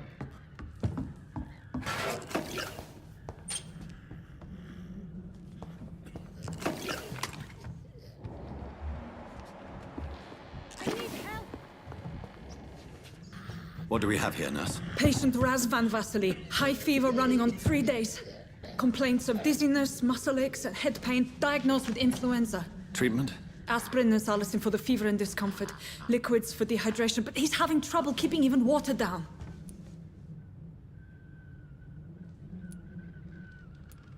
Aspirin and salicin, you say? Why not some warm milk and a kiss on the cheek? Where are the quinine salts? Tried buying, borrowing, even stealing. There's none to be found, Doctor. He's not convulsing, he's choking. He's not getting any air. Scalpel! Hand me that scalpel! What can I do, Doctor?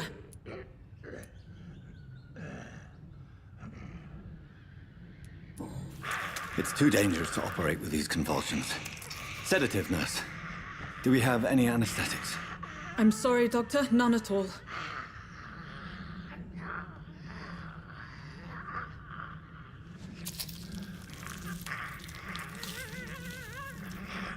I need to perform a tracheostomy. Short pipe. That rubber tube will do. We're going to cut a passage for air through the neck. Yes, Doctor.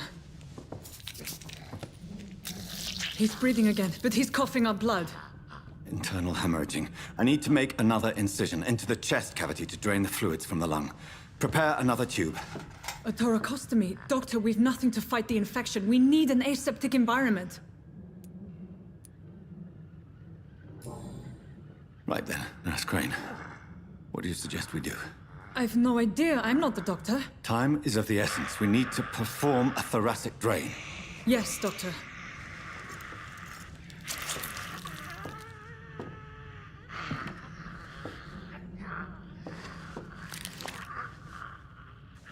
He's still bleeding, Doctor. I'm losing his pulse. The drain must have punctured the intercostal artery. There's too much blood. Are you all right, Doctor? I can't see.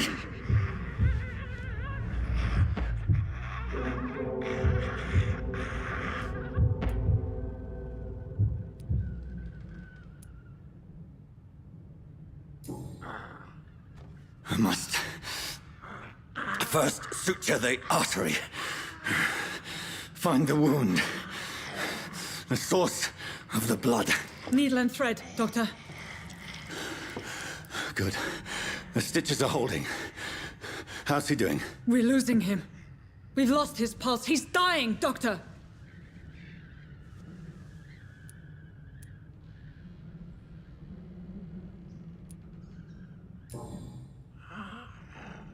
A dose of epinephrine, now. Yes, Doctor.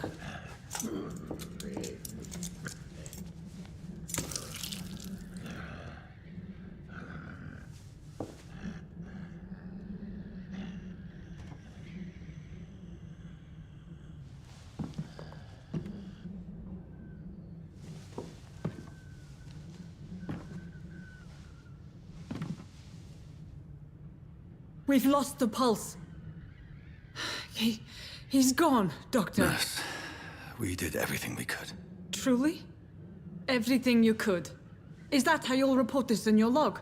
Is this how the war went? Piling up one poor corpse beside the next? This was not an influenza-induced seizure. I've never seen symptoms like these on the continent. Neither have I. But the previous symptoms leading up to this attack were the same, indistinguishable from the epidemic. No. There was something more vile in these reactions. Something primitive. There have been numerous reports of mental breakdowns caused by the fever that accompanies the flu itself, Doctor. Yes, but... I'd best take some samples of the blood for analysis.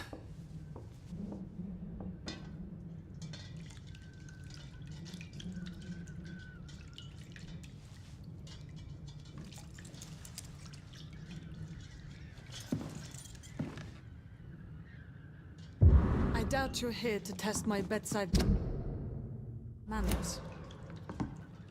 I suspect it was more than intuition alone that led you to us. So, how might I be of service, Dr. Reid?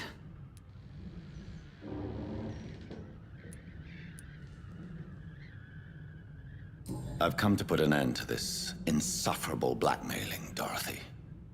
Doctor, you think your warnings scare me? I've stolen and plied, blackmailed and lied, but what else am I to do? I'm all these people have.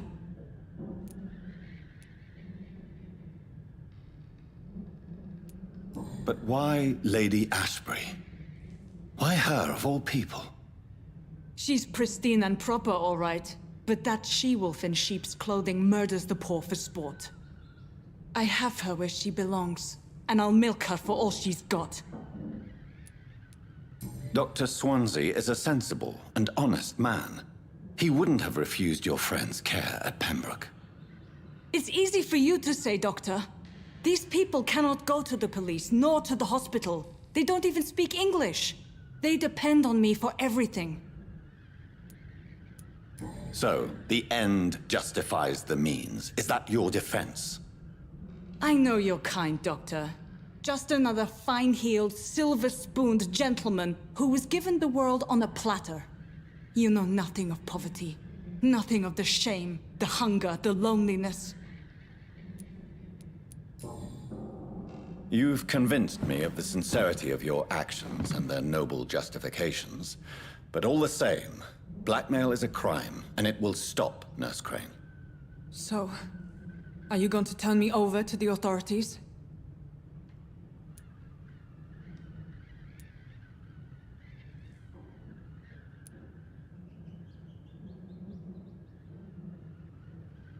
Listen very carefully, Dorothy. You will erase from your memory everything you pretend to know about Lady Ashbury and Pembroke Hospital. Let that rich bitch off the hook over my dead Nurse body. Crane, enough. Listen as if your life depended on every word. I know you've a generous heart who gives freely to those in need, but you shall walk away from the shadier streets of your business. I will never abandon... Dorothy, the discussion has come to a close. Your clandestine activities in the Resistance are over. Let it go. I'll let it go. Yes. All gone.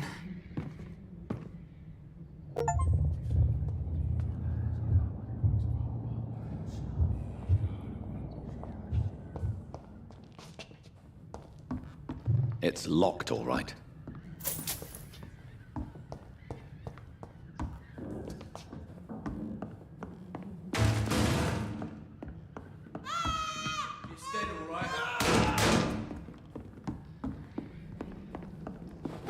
Easy does it, boys. We can deal with this vermin.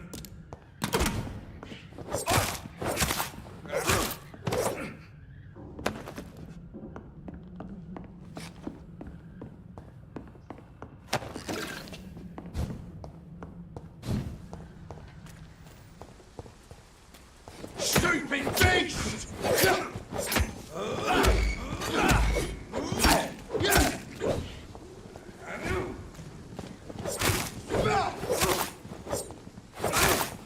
Murder him! You're mine! Kill the vermin!